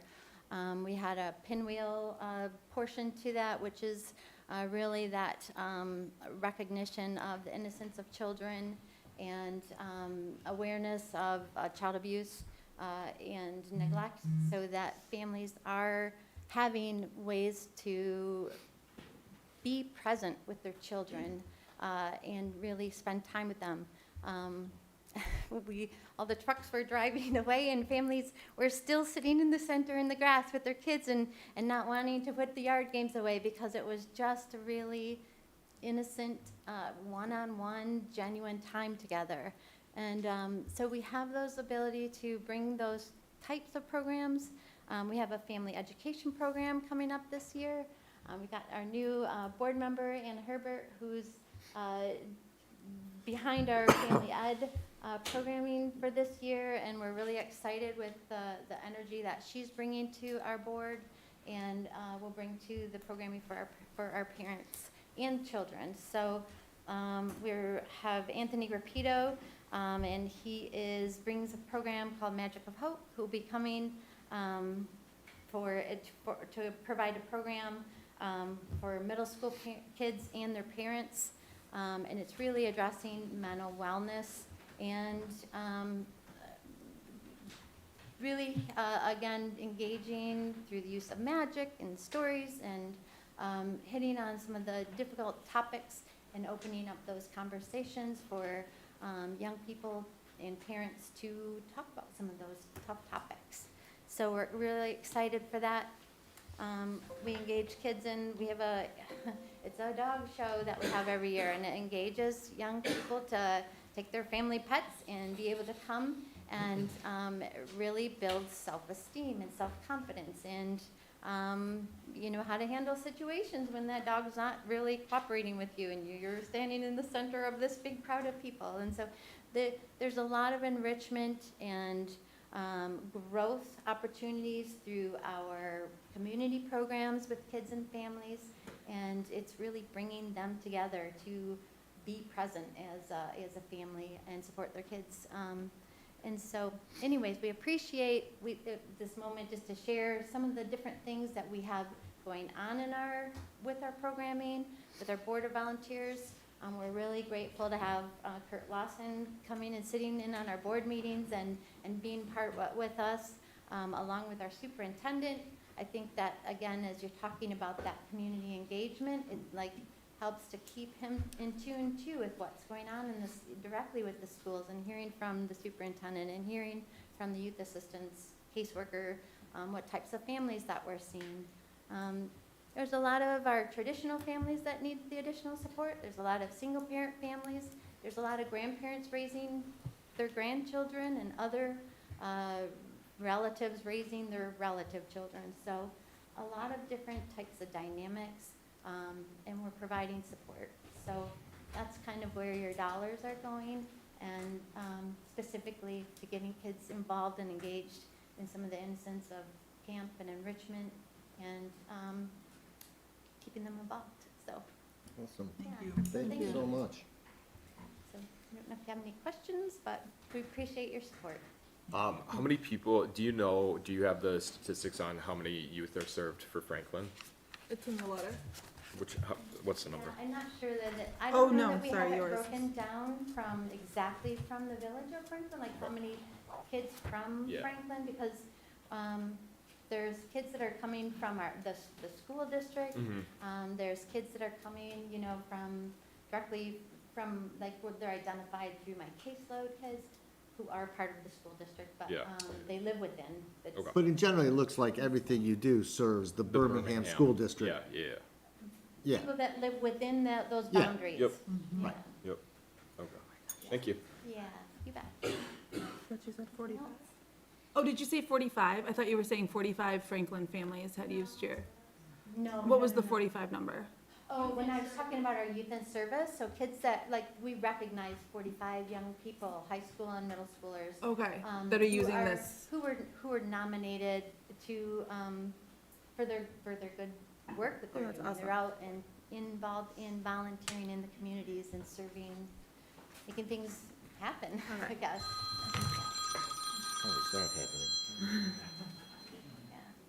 I thought that was silent. Thank you. So thank you, appreciate your Thank you. consideration. So, anybody else in the public want to speak on this subject matter? You probably heard all you want to hear from me already tonight, but in my past, I was head of the NFWB, which is North Farmington, West Bloomfield baseball and softball. And we had about between 15 and 1,600 kids in the program. It was a big program. And so, you know, I started with the coaching and I worked my way through head of the rules committee and this and that. Eventually I became president, which the thing to learn is you always got to know who's going to be the next president. Because once I became president, I was president for like 4 years. My kids were already gone and I was still the president. But, you know, in terms of the skills that the kids gain from the camaraderie and being with each other, and I'm with David. I think it's great for the kids, and I thoroughly support the Franklin Baseball League. Thank you. All right, thank you. All right, if nobody else, I'm gonna close the public hearing piece at 9:20 and move on to the next part of our agenda, which is considering the community development block grant funding for year 2025. Let me take the lead on this for a second. So just so our residents know, in our past 4 years, in 2023, 2024, we gave all $7,000 to Birmingham Youth Assistance. In 22 and 23, we split it $3,500 each between Birmingham Youth Assistance and Next. In 21, 22, we gave all $7,000 to Next. And in 2021, we gave $7,000 to Haven, who we didn't hear from today. Another item is for residents to know, as we're gonna get to our committees in a minute. We do have 2 liaisons from council that participate in Next. And as Angelina noted, we do, in addition to when we give them CDBG money, we do have an annual $10,000 allocated to Next on an ongoing basis. We do also sit on and participate in Birmingham Youth Assistance organizational structure, if you will. We also have a liaison who participates in that, although I noticed that we do not have a correlative budget item allocated to them as we do to Next and participating in their organization, and we have given them money in the past.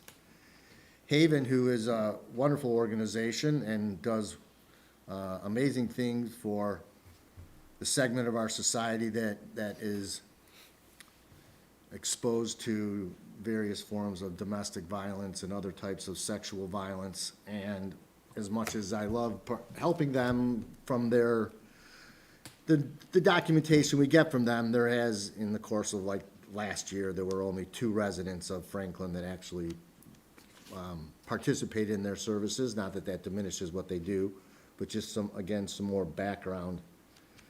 And then Franklin Baseball Softball League is reaching out to us for the first time for participation.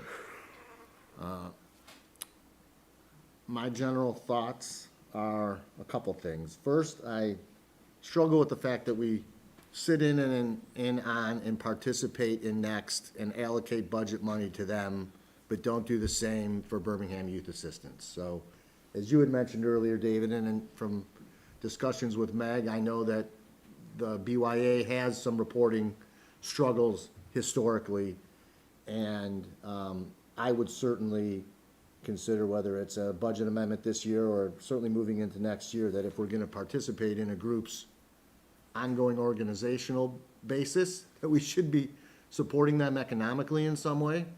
So I would certainly be an advocate of seeing that somehow Birmingham Youth Assistance finds its way into our budget along with Next. Franklin Baseball Softball League is certainly, serves our residents wholeheartedly. Anyone who lives in Franklin, has children, can participate in that organization. You don't have to have a situation in your life in order to have access to that group. So I would love to see an opportunity for us to help them in funding. So personally, for this fiscal year, if given my druthers, I would like to see us add BYA to our budget so that we can get them some funding, and I'll defer to the rest of council, but how we take that 7,000, whether we gave it all to Franklin Baseball League or gave some to Haven, I would entertain that, but I don't love that we don't have someone from Haven here, and I know that's been a problem in the past. I don't think that should be a sole reason for not getting funding, but it is helpful when we get to feel and get an understanding of what these organizations, all of which are wonderful, and how they aid our community. So that is a little piece that I miss. Yeah, David? I'll follow up. So I support, similar to what you said, I think that I brought up earlier in the year, looking at using CDBG as an opportunity to give to our local communities that are based in this community, and it's just something that we hadn't historically thought about doing, but it is a constant revenue stream that isn't coming directly from the taxpayers.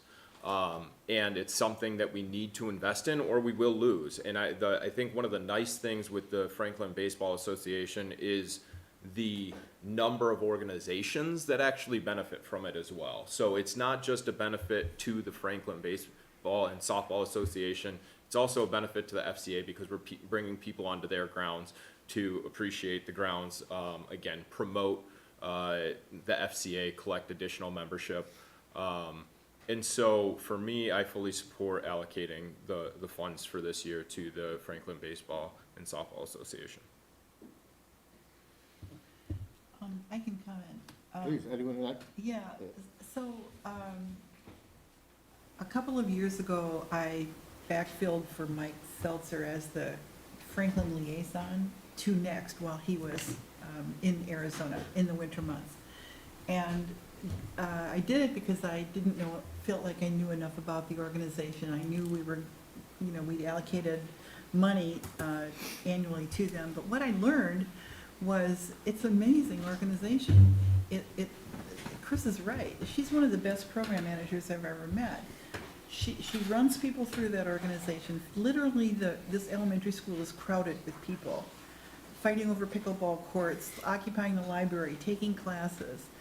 And what I've also learned is that Birmingham Next is unique among the senior centers that are around the Detroit metro area, in that it's very much tuned into its community. This is the organization that does book clubs. They have political discussions. They've got a Democratic club. They've got a Republican club. They've got all kinds of things that anybody who wanted to find their tribe could find that over at Next. So I've really grown to love that organization.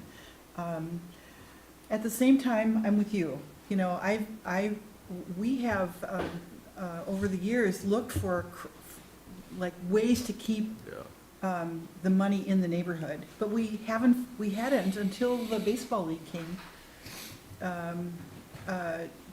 Identified a group of people that would meet the qualifications for CDBG funding. So I was an advocate for Next because we do have 70-plus individuals who are members or who use it. And the crisis users really are the crisis users. Our $10,000 is about $150 a person. That seems like a very reasonable village expense to me. And we should be more involved. So under the circumstances, and I also support what you said, David, just to allocate some budget money for support Birmingham Youth Assistance. We're blessed with very strong not-for-profits that serve our community in different ways. I'm going to support the baseball league this year because they came.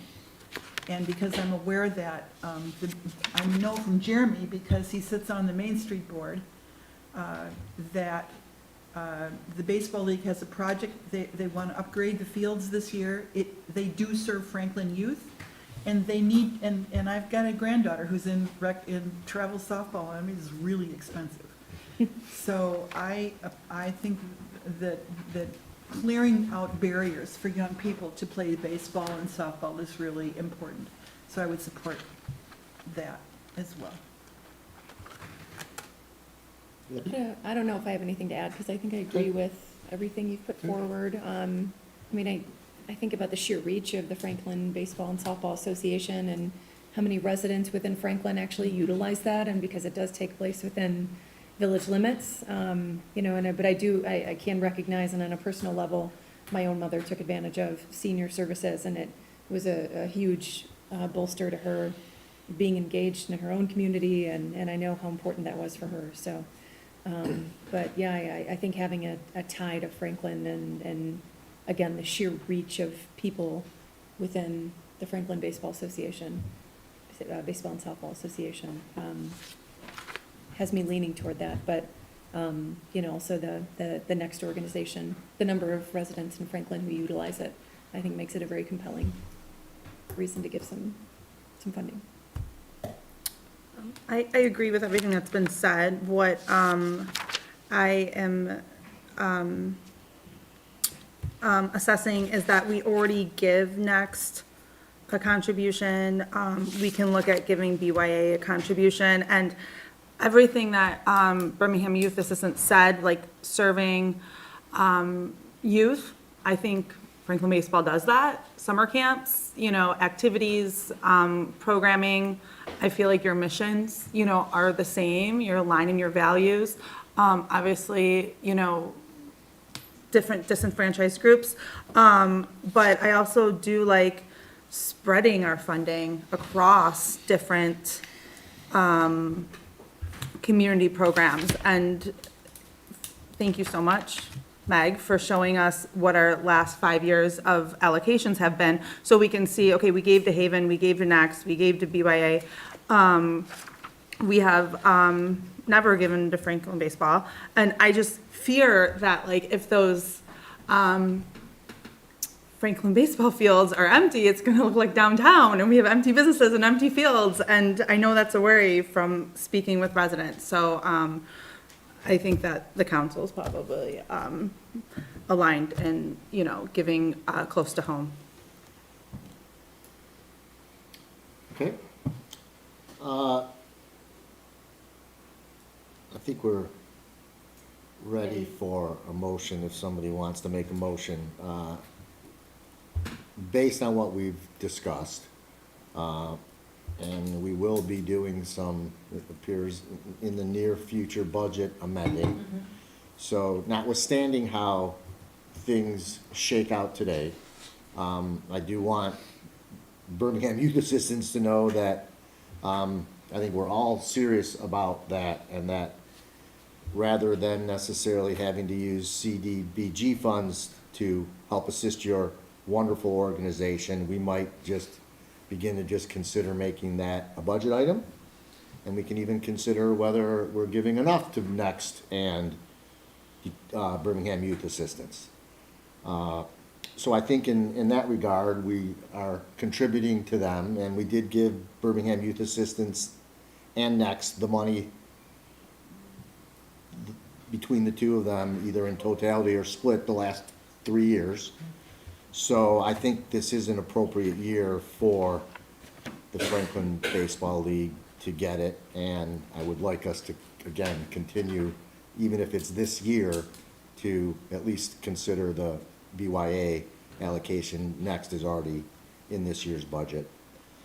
So if I can get a motion from anybody to consider allocation of our 2025 CDBG funds.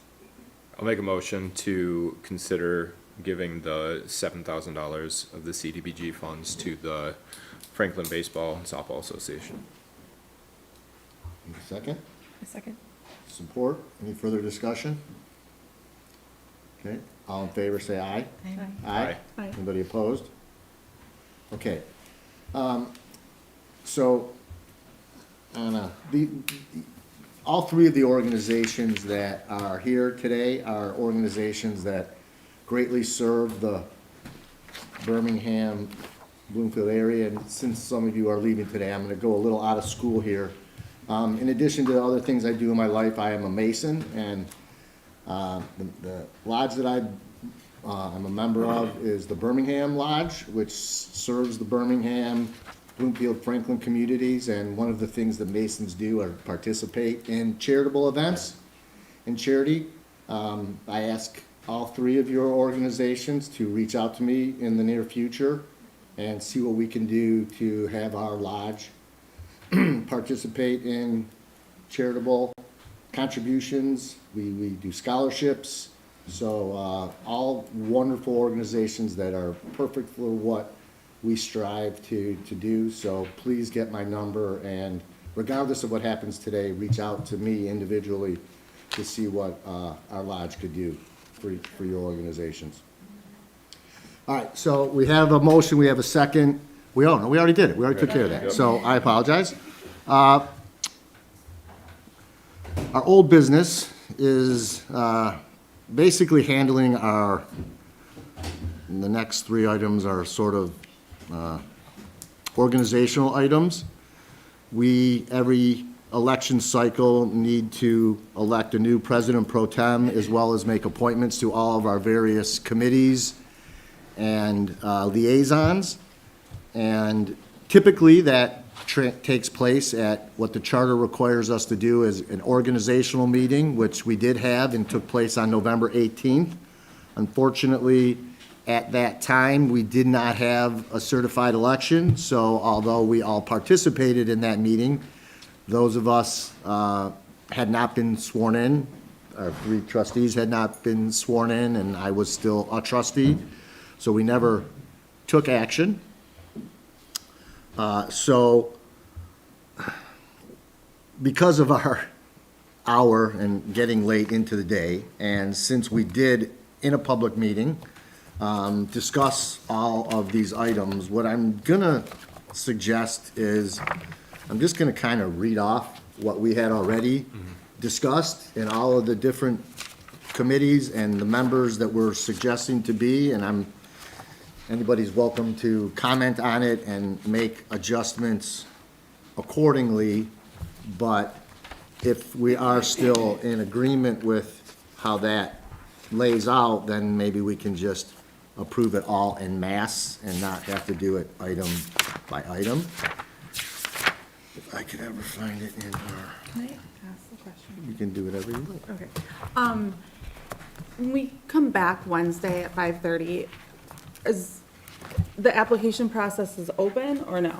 What are we talking about? For the vacancy appointment for trustee? No, that's It's closed. been closed, Yes, okay, so it no is new still- applicants? Correct, no new applicants. So the information we have here can be what we use? Yes, that'll be what you're basing your decision on, and I won't have anything new for you. It'll Okay. just be time for you to have conversations and Okay. work that through. Okay, I just wanted to make sure we weren't gonna be like reviewing additional Yes. documentation from applicants or new applicants, okay. Nope, we should be good with that. Found it. Okay, so, at our organizational meeting, we discussed the various committees and liaisons, and I'm just gonna read through our list Now, my list, and something we'll discuss later, we did at that meeting also consider renaming renaming one of these. We actually renamed one at that meeting, and we want to consider renaming what we call the Personnel Committee. But our proposed allocation of committees was our village treasurer to remain Lance Vanek, village deputy treasurer to remain Mark Hankey. The new council liaison to the fire commission was going to be me. The village representative to the Birmingham Cable Casting Board would remain to be Rick David. Our village representative to Birmingham Next would be Michael Seltzer, and then as a backup, whoever our new appointed council person would be. Village representative to Main Street Franklin would also be Mike Seltzer and Angelina in a backup capacity. Oh, no, not backup capacity. Oh, no, I'm sorry, you're right. No, you're right, I apologize. That's right, that's not for next. We have two participants and voting members of the Main Street Board, so Michael and Angelina would sit on the Main Street Board. Our council liaison to the Historic District Commission would also be our new council appointee. Our council liaison to the Planning Commission would be David Solly. Our Village Finance Committee would consist of Pam Hansen, Angelina, and myself, as well as Rick David and Lance, our treasurer, to also assist based on both of their wealth of knowledge in budgeting and financing. The Village Legal Committee would be Pam, David Solly, and myself. The Village Liquor Control Committee would be David Solly, Mike Seltzer, and the new council appointee. The Village Personnel Committee, which is subject to renaming, would be Abby Gates, Mike, and Pam. Our Village Infrastructure Committee, which at one time was roads and then also at one time was pathways and sidewalks. I think we've decided to combine all of those items as well as stormwater issues into a Village Infrastructure Committee, which would consist of Abby, Angelina, and our new appointee. And then it was Birmingham Youth Assistance, where Mike would remain the rep and Abby would back him up. Is there anything else, any other little bodies that I'm supposed to address? I think it was a backup. Okay. Yeah, didn't you say we originally had you on next and you thought B1? Yeah. Okay. Yeah. I have a question. Can these committees act without a majority? Not official business. When you say act. Like like for the personnel committee, if it's just Abby and Pam, can they make a decision if Mike's not here? I just don't want to halt progress. So, remember, the committees don't really make any decisions. Okay. All you do is sort of discussion Basically, the and frame. organize, and Or then their comes arms and back. legs, too. Yeah, I And definitely then think everything that. still comes back to us for approval. So if you only have two people at your meeting, Yeah. absolutely, there's no quorum requirement. Okay. If you're voting, you're just voting to make a recommendation to us. We as a body still have to make And a it's final important to give decision. alternatives, not just say, we want to, here's our End result. end result. Right. You guys have to have a discussion as a deliberative body here. You have to give alternatives. You guys can't make that decision. Okay, I just wanted to make sure we weren't putting ourselves in a position where progress can't be made if No, not no, no. President majority. Goldberg, I think you covered everything except the president temple. Oh, I did, that wasn't on my list. And And then I we think you had, guys can just do a motion to approve everything that you said. we do the president pro tem separate, I Okay. believe, yeah, because Yeah, I that's think how we've that's done it in the correct. past. And we had discussed, based on her experiences having been president before, that Pam be the president pro tem, I thought we said, right? You did. We didn't. Oh, I really did, oh, we didn't that. discuss that one? I don't think we All right, we We didn't, that was tabled me. it I think we until So, we get a full let's do this council. then. Let's deal with that first. So, anybody, let's have some discussion on the president pro tem. I don't plan on missing a lot, so, this is wrong too. I don't think it's called Cablecast, just because I know Rick had said that. I It's just the don't want it to be Birmingham, it's technically the Birmingham Bloomfield Cable Board, isn't it? wrong. I just don't want it to be, It's the Birmingham Bloomfield Cable Board. okay. Oh, Birmingham Area Cable Board. Yes, Birmingham Area Cable Board. BACB, Yes. alphabet soup tonight, right? All right. I should know that. I'd be nice to say it on that. 15 years ago. All right, so as far as our proposed positions, we have those down. Let's address the president pro tem. Any discussion on the matter? Anybody interested in the position outside of my suggestion of Pam, only because she's run meetings before, but certainly anything special David, to could you do? just, sorry. I Yeah, didn't mean to cut so you off. go ahead, David. Yeah, I was just gonna say, could you kind of run through what the role of President Pro Tem is? So the president pro tem is basically sole role is to serve in the capacity of the president when the president is unavailable or incapacitated. So that would include outside of this meeting, if there was ever something that I had to attend that I was unable to attend, the president pro tem would attend in my place. When it comes to meetings, running our meetings, again, if I'm not here, the president pro tem would sit in this chair and run the meeting. Outside of those two purposes, the president pro tem has no higher capacity on council, no greater vote. It's not a, it's just basically to fill in this chair when the president is unavailable. There's only one section in the charter that basically summarizes exactly what President Goldberg said. Okay. Does it rotate or it stays that way for? We can do stays whatever that we want, way but it stays that way Until the typically. next election.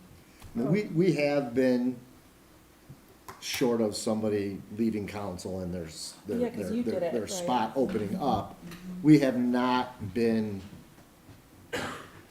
in the year in between the election cycle, changing our committees. We've been pretty much so having them go for 2 years at a time. Of course, if somebody's schedule affects it, just can't do it anymore, isn't comfortable doing it anymore, of course, we can always replace it. But our intention going in is that these would be two-year seats until the next election cycle and the next organizational meeting. Do you want it? I'd like to do it. I talked to David about it when he was calling all of us about our different committee appointments. My experience is it's a very limited role. It's somebody to sit in the chair when he's not here, and David's always here. And it's a seat filler, basically. I'm hoping he doesn't ask me to go to a lot of things if I were to take the job outside of here. Yeah, I I don't know think how much I'll be you're at more than here. a seat filler, Cam. Don't talk about yourself. No, but the role of a temper is temporary while the Yeah, 'cause president's if you're gone. out, So, you yeah, just shift the seat I'd like over, to you do don't it get because, anything more. yeah, anymore. and it's an easy slide in, so I'm happy to do it, Okay. yeah. Anyone else interested in it? Happy to learn from you guys. I think you've already been running these meetings very well, so. All right, well, I'll go ahead and move that Pam Hansen be the president pro tem. I can get a second. Second. Any further discussion? All right, all in favor? Aye. Aye, opposed? Okay. Everybody comfortable with the positions that we've allocated? We tried to take some real consideration into putting people where they wanted to be. So short of any further discussion, I'll go ahead and move that we appoint each of the treasurers, liaisons, board members, commissions, and all the various capacities that we mentioned earlier be approved as suggested. And get a second. Second. Further discussion? All in favor? Aye. Opposed? All right, excellent. We have our committees.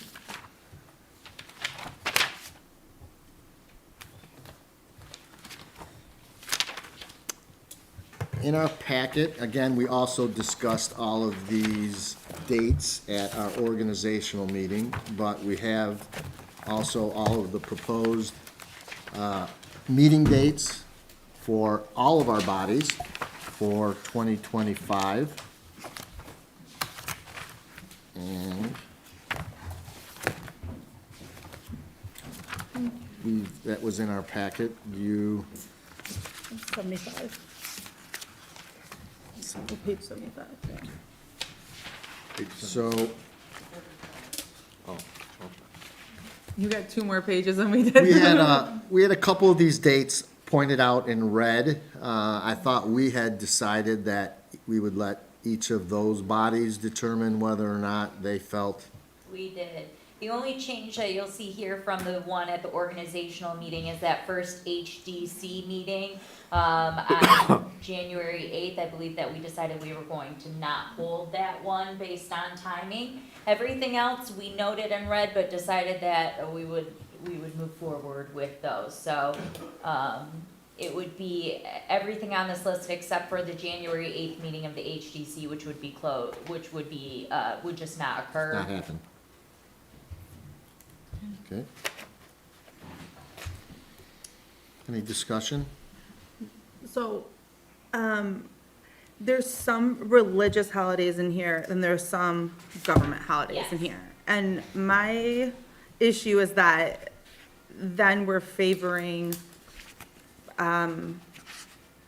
religions that are probably more common within Franklin, because we probably haven't looked at every religious holiday for, obviously, every religion. So I would definitely just keep the religious holidays, Which is what we. the Ash Wednesday and the, some Chat Torah, like for Planning Commission, Historic District Commission. But the federal government holidays of Juneteenth and Columbus Day, I feel like as a government body, we're safe in deciding whether we want to not hold government meetings on federal government holidays.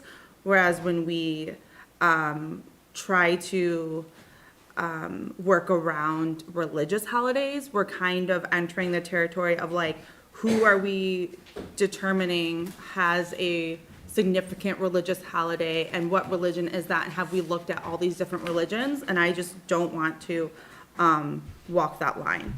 So I would propose not to hold government body meetings on Juneteenth and Columbus Day, which are federal government holidays, and not to collapse the religious holidays with the federal government holidays. So, just to be clear though, I actually don't know what I think the only meeting that is being adjusted is January 8th, and that is agnostic of religious holidays or federal holidays. The red is just denoting that there is a meeting in conflict with that thing, which is what we previously discussed. So the only thing that I would say is that we could just remove Oh, yes. the We'll do that. notations Yep. of that, right? For Yep. sure. They're not That's, the necessary. red is just here because it They were it just was. pointed Yeah, out. just an identifier, Yep. for sure, for Yep. sure, yeah. But that's an excellent point, yes. The red will be removed from the schedule in its final form. We have had members where the meeting date fell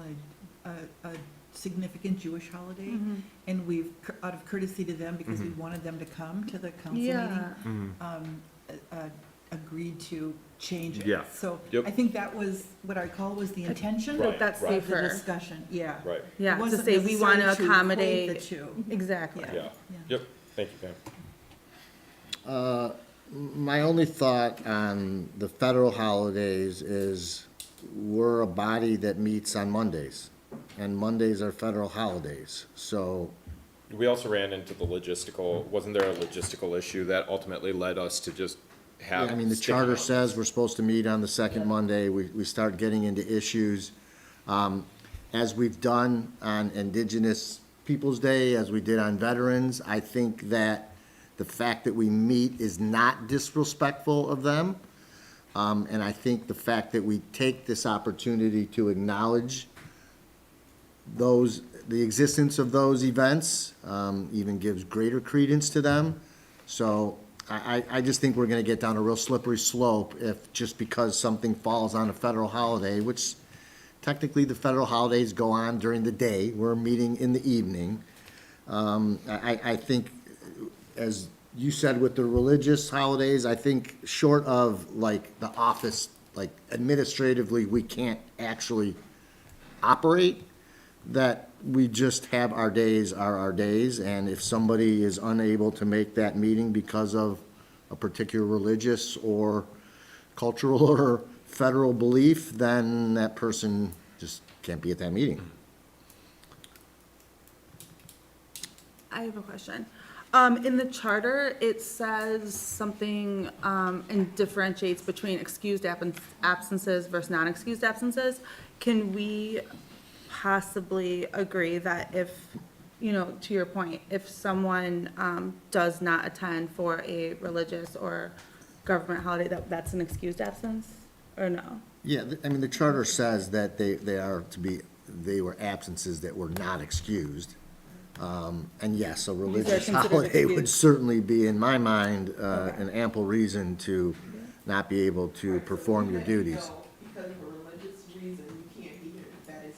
Okay, I just want to make sure that we don't, No, as long as I know, Okay. then I can inform everyone else. Perfect. so it's excused. okay. And those are 3 consecutive regular meetings. I don't want to undermine the observation of any holidays Absolutely. for Right. people, and I want them to be free to celebrate and observe it in the manner in which they find fit. So if you excuse those absences, that Yes, we will. helps me. And the other bodies are not bound by charter like we are. So if there was Okay. a substantial conflict, those bodies, with proper notice, We could- do have the ability to reschedule, obviously subject to yours and Dana's and Susan's availability, but they're not charter bound. Really, the only issue is Columbus Day or Indigenous People Day, because for ZBA, we may not even have a meeting. Correct, Yeah. yeah, absolutely.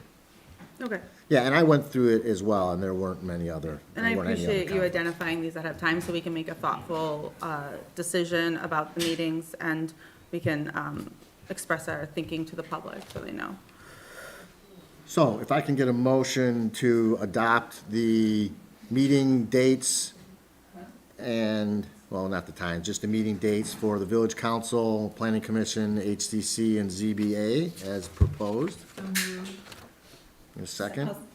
Second, Angelina. Further discussion? All in favor? Aye. Aye. Opposed? All right, we have our dates. Mr. President, since we're not taking any action on the code of conduct, or the code of ethics, we could always. Yeah, excellent thought. Great code of ethics you put together. Thank My only comment were 3 typographical errors, so I'll shoot you those comments. Cool. Let's each review it again. Let's bring it back next month. Good thing to have. I hope that we're all following those anyways, but to have it articulated in front of us and in our booklet can't hurt. So, great idea. Yep. It was awesome, well-written, like I said, so let's move that on to next meeting, and we can take action on it then. Next item is our new business. We had some different bids that came in to replace the furnaces underneath this room. And I'm gonna open it up to the board, but this is one of those areas where we defer to you guys Yeah. to do your job. It seems like you vetted them out. You're gonna be much closer to this than us, and frankly, whatever you recommend, I'm probably gonna. Just to give some background, so it's chilly in here tonight, but I was just about to say, it's so cold. Normally, it's freezing in this room right now. It's almost unusable. We have to keep it shut from the rest of the building. So this is definitely an emergency issue. We have to get it replaced. There was a leak in the heat exchange for the furnace that serves this room particularly, and there are 2 furnaces here at Village Office. There are 3 furnaces over at the PD. All of them are at the end of life. We're looking at 22, 23 plus years. And so when we found the leak in the heat exchange and had to turn this off, we had 3 different companies come out and bid. The recommendation that we're making tonight is for Airconnex, which I can say that honestly, when we started the process, we had worked with Sun Heating and Cooling in the past. We've always had really positive experiences, and I think we all just sort of assumed that we would continue doing that, but Airconics really brought in the best bid that we could see. They're doing a couple of things for us. So before the furnace broke, we had it priced to clean the ducts in this building, because that has never been done. They're filthy. The cost to do that is about $1,600 in itself. Airconics is going to, they worked duct cleaning into their bid and will clean out the ducts with the installation of the new furnaces. Another thing that they were one of the only companies of the 3 bidders that were cognizant of the fact that we need a new chimney liner. That is a requirement, it's a safety requirement, and for me administering this right away, I'm like, well, that's one contractor who understands what it's like to work in a historic building and knows that this is a requirement and needs to be taken care of. But regardless, they came in at great bids. They're going to work with us over at the PD. PD is going to have some thermostats replaced, but only where it's necessary. So administration's recommendation is to go with the lowest bidder with the best services, which of these 3 was Airconics, to replace 2 furnaces here at Village Hall and 3 furnaces over at the PD. Okay. Looks like you vetted them out pretty well. That was a pretty organized chart you gave us. Anybody have any thoughts? Yeah. Yeah, my only experience is buying a furnace for my house, an old house. But I wonder, would you explain the difference between a Filtrete type and a, and whatever the Sun product was? Oh, a 2-stage and a 90K BTU. 2-stage, I understand, the fan runs all the time, and then it pops up when the thermostat requires it to heat the building. I don't know how the other ones run, but given this is a leaky building anyway, what are your thoughts around the type of furnace and which would be better for this building? So that's an excellent question, and I'm not a heating and cooling person. So we actually had Bill, our building official, who knows this building and is very familiar, look through each of these, talk to each contractor. In his opinion, he really felt like the 90K BTU was the best product that was proposed, but that also came with a different bid on there. So I can't really speak to the specifics of the different furnaces, but I can say that we did do our due diligence in the sense that we had our building official review each and give his recommendation as well, which was for the Airconics. Okay, thank you. My just comment is, I appreciate you giving us the bids. I appreciate you giving us the chart. I think that getting 3 bids is aligned with like fair and open competition. I'll stay in my lane. I don't know what furnaces are supposed to do. But I would ask that we like also start building this into our budget too, like any other things that we'll need, like, because these are old buildings, and then talking to chief and being like, are you seeing anything? You know, because if they were both like 20+ years old, like, we probably could have expected this, you know, because you know what end of life is for a furnace. Like everyone in their house knows, like, oh, I'm gonna have to replace my roof in 5 years. I'm gonna have to replace my furnace in 5 years. So just having the stuff on our radar, I think is great. And so I appreciate you coming in and like addressing this right away, because we want our village office and our police station to be welcoming places, and they do serve the public and are open to the public. I think that's an excellent point, and as we can see in our last budget, which definitely occurred before I was here, where we start with that capital planning, that is just gonna have to be a piece that continues to take precedent and focus and grow over the years as we continue to see more and more capital needs that are coming through. And definitely when we get to that portion of budgeting, things like, you know, where are we at for the life cycle of certain infrastructure will be taken into accountability, absolutely. Because to your point, I mean, had we been running a really tight budget year, had we not had any ARPA funds, this is a huge expense that would have had to come out of nowhere. It pretty much would have taken away the entirety of the capital funds that we had saved. So it actually, knock on wood, ended up being perfect timing to take care of this, but I think it's who of us to really be cognizant of the fact of how quickly that can happen. Okay, So I'll make a motion to accept the recommendations of the staff and, for a purchase of an Airconics furnace system. any more discussion? All in favor? Aye. Opposed? Okay.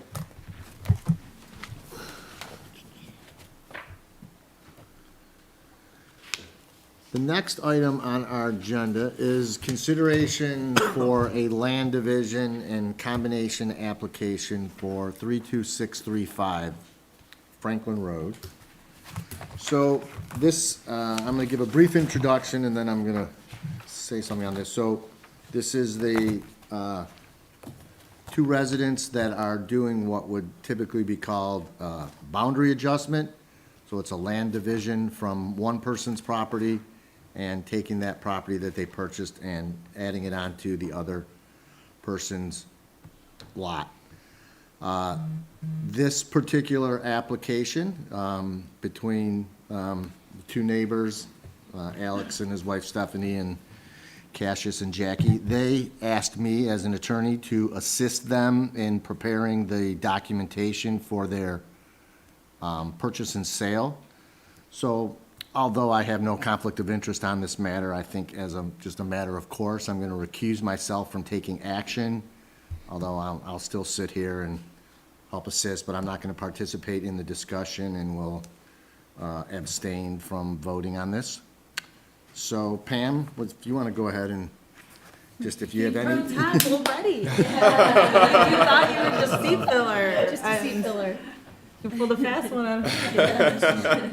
Right. Do you want me to move so you can take it No. Okay, so thank you, and I think we will rely on you as a resource for this discussion. Who, were you part of this as well? Yep, and this is You or already. David, give us a just give us context for why, and, we've seen the diagrams. What, what is the exchange that's gonna be taking place, and what do you need from the council to vote affirmatively? So tonight in front of you, you have this lot split that has already been reviewed and approved, and recommended for approval by the planning commission. So they've spent some time with this. And attached to my memo here, you can see a memo from our planning consultant, Chris Duzen, that outlines the parcel split and provided those diagrams. Now, I think I will, David, if you wouldn't mind talking to the position of the property that, of where that falls between the two parties there.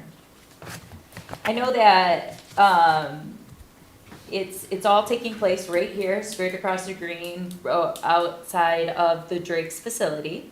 And it's my understanding that the Drakes are going to be splitting a portion of their lot to be absorbed by, which will then be absorbed and become parcel A. So, real quick question is, so we have parcel A, parcel B, outlet A.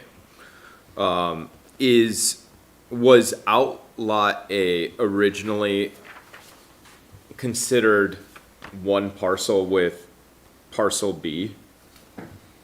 David, that's correct? They're all one tax ID number right now. Okay, so it's all one tax ID Correct, number, yep. and we'd be moving the portion that's being purchased over to the tax ID number of parcel A. Correct, and then they each get their Yes. own tax ID, new tax ID numbers. Two Yeah. new tax Two IDs. tax IDs. Yes. So would there be four, I was a little confused by the letter. No, there'll be two parcels as a result of, Two new parcels. correct. Okay, not four parcels. Two- Correct.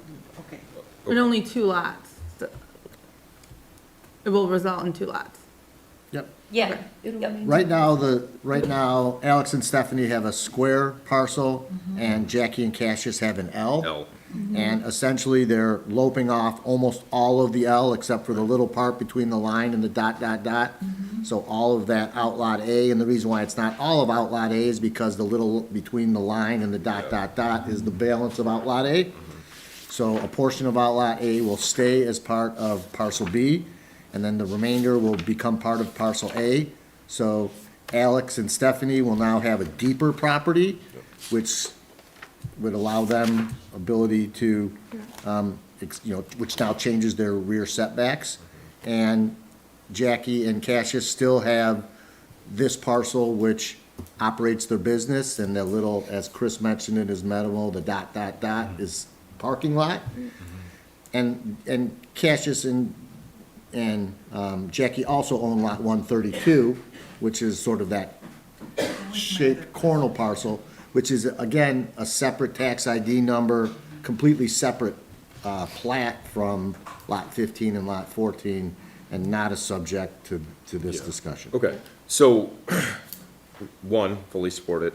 Two, are we able to take a vote separate of this vote to move, and maybe we want to get their input, but move the R3, the zoned R3 to commercial as noted by the planning commission? Because it makes sense that we would just say, now we have new tax IDs, it's being used for commercial purposes. I mean, it would have to be rezoned. It's a rezoning we could initiate on our own, and assuming that the Drakes wouldn't probably Do the object parties to it. want it rezoned? Well, that's what I'm saying, is we can go back to the Drakes and ask them, but I think that, But it's our purview. yeah, right. Oh, okay. Yeah, and to just make this small sliver C1 in the future seems quite appropriate. Yeah. Yeah. I remember, I had thought the same thing when I was reading the summary. We can't do them both at the same time, but I would support making an action to do that very Yeah. thing, just to clean up loose ends Right, in that exactly. area. Okay. Any other questions from anybody about this? This is just for, if it's not too time intensive, I would love for you to write, the planning commissioners and how they voted, not just like it was recommended by planning, just because I like to read like dissents. And see like, was it unanimous or was it not? Just so I can understand like, was it a close call or was it not? I mean, I support this, but I'm just thinking for future things, saying this is the recommendation of planning. Was it 4-3? Was it 7-0? Like, to me, that's important to see like, was it a tight issue? And Other things we should be considering? Well, I wouldn't go as far as put, yes, for you guys to say, is there other things to be considering? I can definitely put what Okay. votes are. just because like when I won't- read this, I was like, oh, I want to go back on to the webpage, and I had like 300 pages to review. I just didn't have enough time. Yeah, I think that I can absolutely do that. I won't put any context with it, but I will tell you how people voted. If you'd like more context or to make that decision, that I would think, because I don't want to be seen as, No, just like how influencing you that, but did- just telling how the votes went. Kind of we like can how do you did that. with CDBG. Yeah. Like, what have we done in the Go past? ahead, Dana. There was 5 people there, they all voted for it, 2 were absent. Okay. Okay. Okay, there you go. And in the future, I'll include those in those memos for you. Yeah, okay. Any other discussion? Do we want Al to, because he's on the planning, or we don't need anyone? We got 5 too. Okay. This is pretty, Yeah, it seems pretty straightforward. yeah. Okay, then are you ready to vote? All right, can we have a motion to approve the, did you write a resolution? I did, but it's long, when I'm looking at it, I don't know that Okay, you need. can we have a motion to approve the lot split between the parcels identified in the summary? I'll move to approve the lot split and the parcels approved in the summary. Can we have a second? Second. All right, thank you. And all in favor? Aye. Opposed? I'll abstain. Okay, David abstains, and thank you. So we needed every vote in that Yeah. case? Yeah, we Yeah, did. yeah. Okay, We did. I just want to make sure, okay. Right on. So that was, Okay, yeah. turning it back to David. Passes. All right, thanks, Pam. Next item is a demolition application for a home at 25815 Franklin Park Drive for the plans to construct a new home. I don't know if anyone, oh, wow, you've waited this whole time for that? Oh, my goodness. Sorry about that. No problem. 'Cause you got to learn a little about municipal government. Yeah, I enjoyed it, so. Yeah, I'm James DeRocher, Custom Homes by DeRocher, the applicant. Here for any questions that you might have. They already have I can see, they already have the home designed, right? Yep. Permitted already? Have you already gone through the building Our permit? permit is in. Oh, wonderful. So we've been dealing with Bill. Great. It sounds like pending this, we Yep. get a new building permit. And this is in the historic district? No, it is not. Okay, so that was my question. Why did the Franklin Historic District Commission look at this? It's a good question. It's a very strange Franklin thing. So Our demolition goes through that. all demolition permits go to HDC for approval. Is that per charter? It's Per ordinance. per ordinance, and it's been like that for a long period of time. So it is very curious that a board of which you're not part of the district do review and approve those, but that is per ordinance. All demolition permits need to be approved by the HDC. I thought it was a non-contiguous property for some reason, just by virtue of it being here, but it's There's not. ordinance 1460.07. So this could be changed. Yeah, without going to a vote of the people. I'm just thinking of the resources it takes to hold a meeting for something that's not within the purview of a Or the commission. delays to the. Well, and it's also a staff delay. time. It's a delay Yeah. for a developer too, to have to Yeah. go through another board. And it was so funny, I'm like, Franklin Park We Drive. applied in September, so.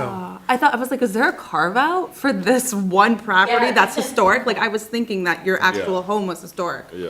It's When not. Let's make a note of that. I'm assuming that somewhere way back when, there was a council of ours that had grave concerns about residents tearing Yep. out houses that might have a minuscule chance of having some historic nature to it. But not sure this council falls in that. No, mental note, this was the first one that I've come across since I've been in Franklin, and so this is the first time it was brought to my attention that that was guided by the He's ordinance. still positive and just Yeah, like, just need to get going. yeah, okay. I move to approve. Oh, sorry. Running time for winter. We got a motion, second from Abby. Any further discussion? A question for you, when do you plan to proceed? Wednesday morning, unless that's what this is. We'll have a permit from Bill and we'll be going. The excavator already got dropped off today, so. Pending this, we're good to go. Got that before you left. All right, so this is the permit, I do believe so. then tomorrow. I like that. Thank you for coming and for being patient. Do you Of have course, any thank you guys. questions of us? Nope, I think we're good. All right. From my perspective, the forms are all signed, everything looks good. Yeah, the checklist was Yes. full. The- We all thank the you for checklists that. are done, Thank so- you. okay. Motion approved. Thank you. Oh, yeah, so we have a motion, and all in favor? Aye. Opposed? Good Thank luck you. to you and your clients. Thank you. Our last item is a community, or I'm sorry, a civic event permit for the Chabad House of Bingham Farms to host the Art Menorah Lighting for 2024. They have that scheduled for December 29th. And that would take place in the same spot, right out in front of their, do we do it in front of the library or We do we did. do in front of the library? Yep, yep. And that is on a Sunday. And it's a wonderful event if anybody wants to participate. And if I can get a motion to consider their permit, Motion to consider, or a motion to approve, I should say. motion to approve. I will second the motion. Further discussion? My question, if this is from the library, is it our property? Yes. Okay, and then, I was looking at this form, I was thinking maybe we should add, contact information for the applicant, because I'm like, if I wanted to call and ask them about this event, or have any questions, or even us as the village, like, there's no email, there's no, phone number spot, and there's no address or, of the applicant himself, so like, it's just, I think could be Those are all good updated. comments. Yeah. You would think those are all things that would be on here. I thought you were on there. Yeah. No, those are great comments, Angelina. Thank you. Okay. All right. You voted? No. Nope, We didn't not vote. yet. All right, sorry. There we go. All in favor? Aye. Opposed? All right. Folks, we are not going to make a precedent of 10:20, No. okay? Oh, First meeting out of the gate, not happy about that. A lot of items on the agenda. Appreciate everybody's patience today. Appreciate our applicants hanging in there. I'm going to adjourn our meeting at 10:17. My babysitter made a lot of money tonight.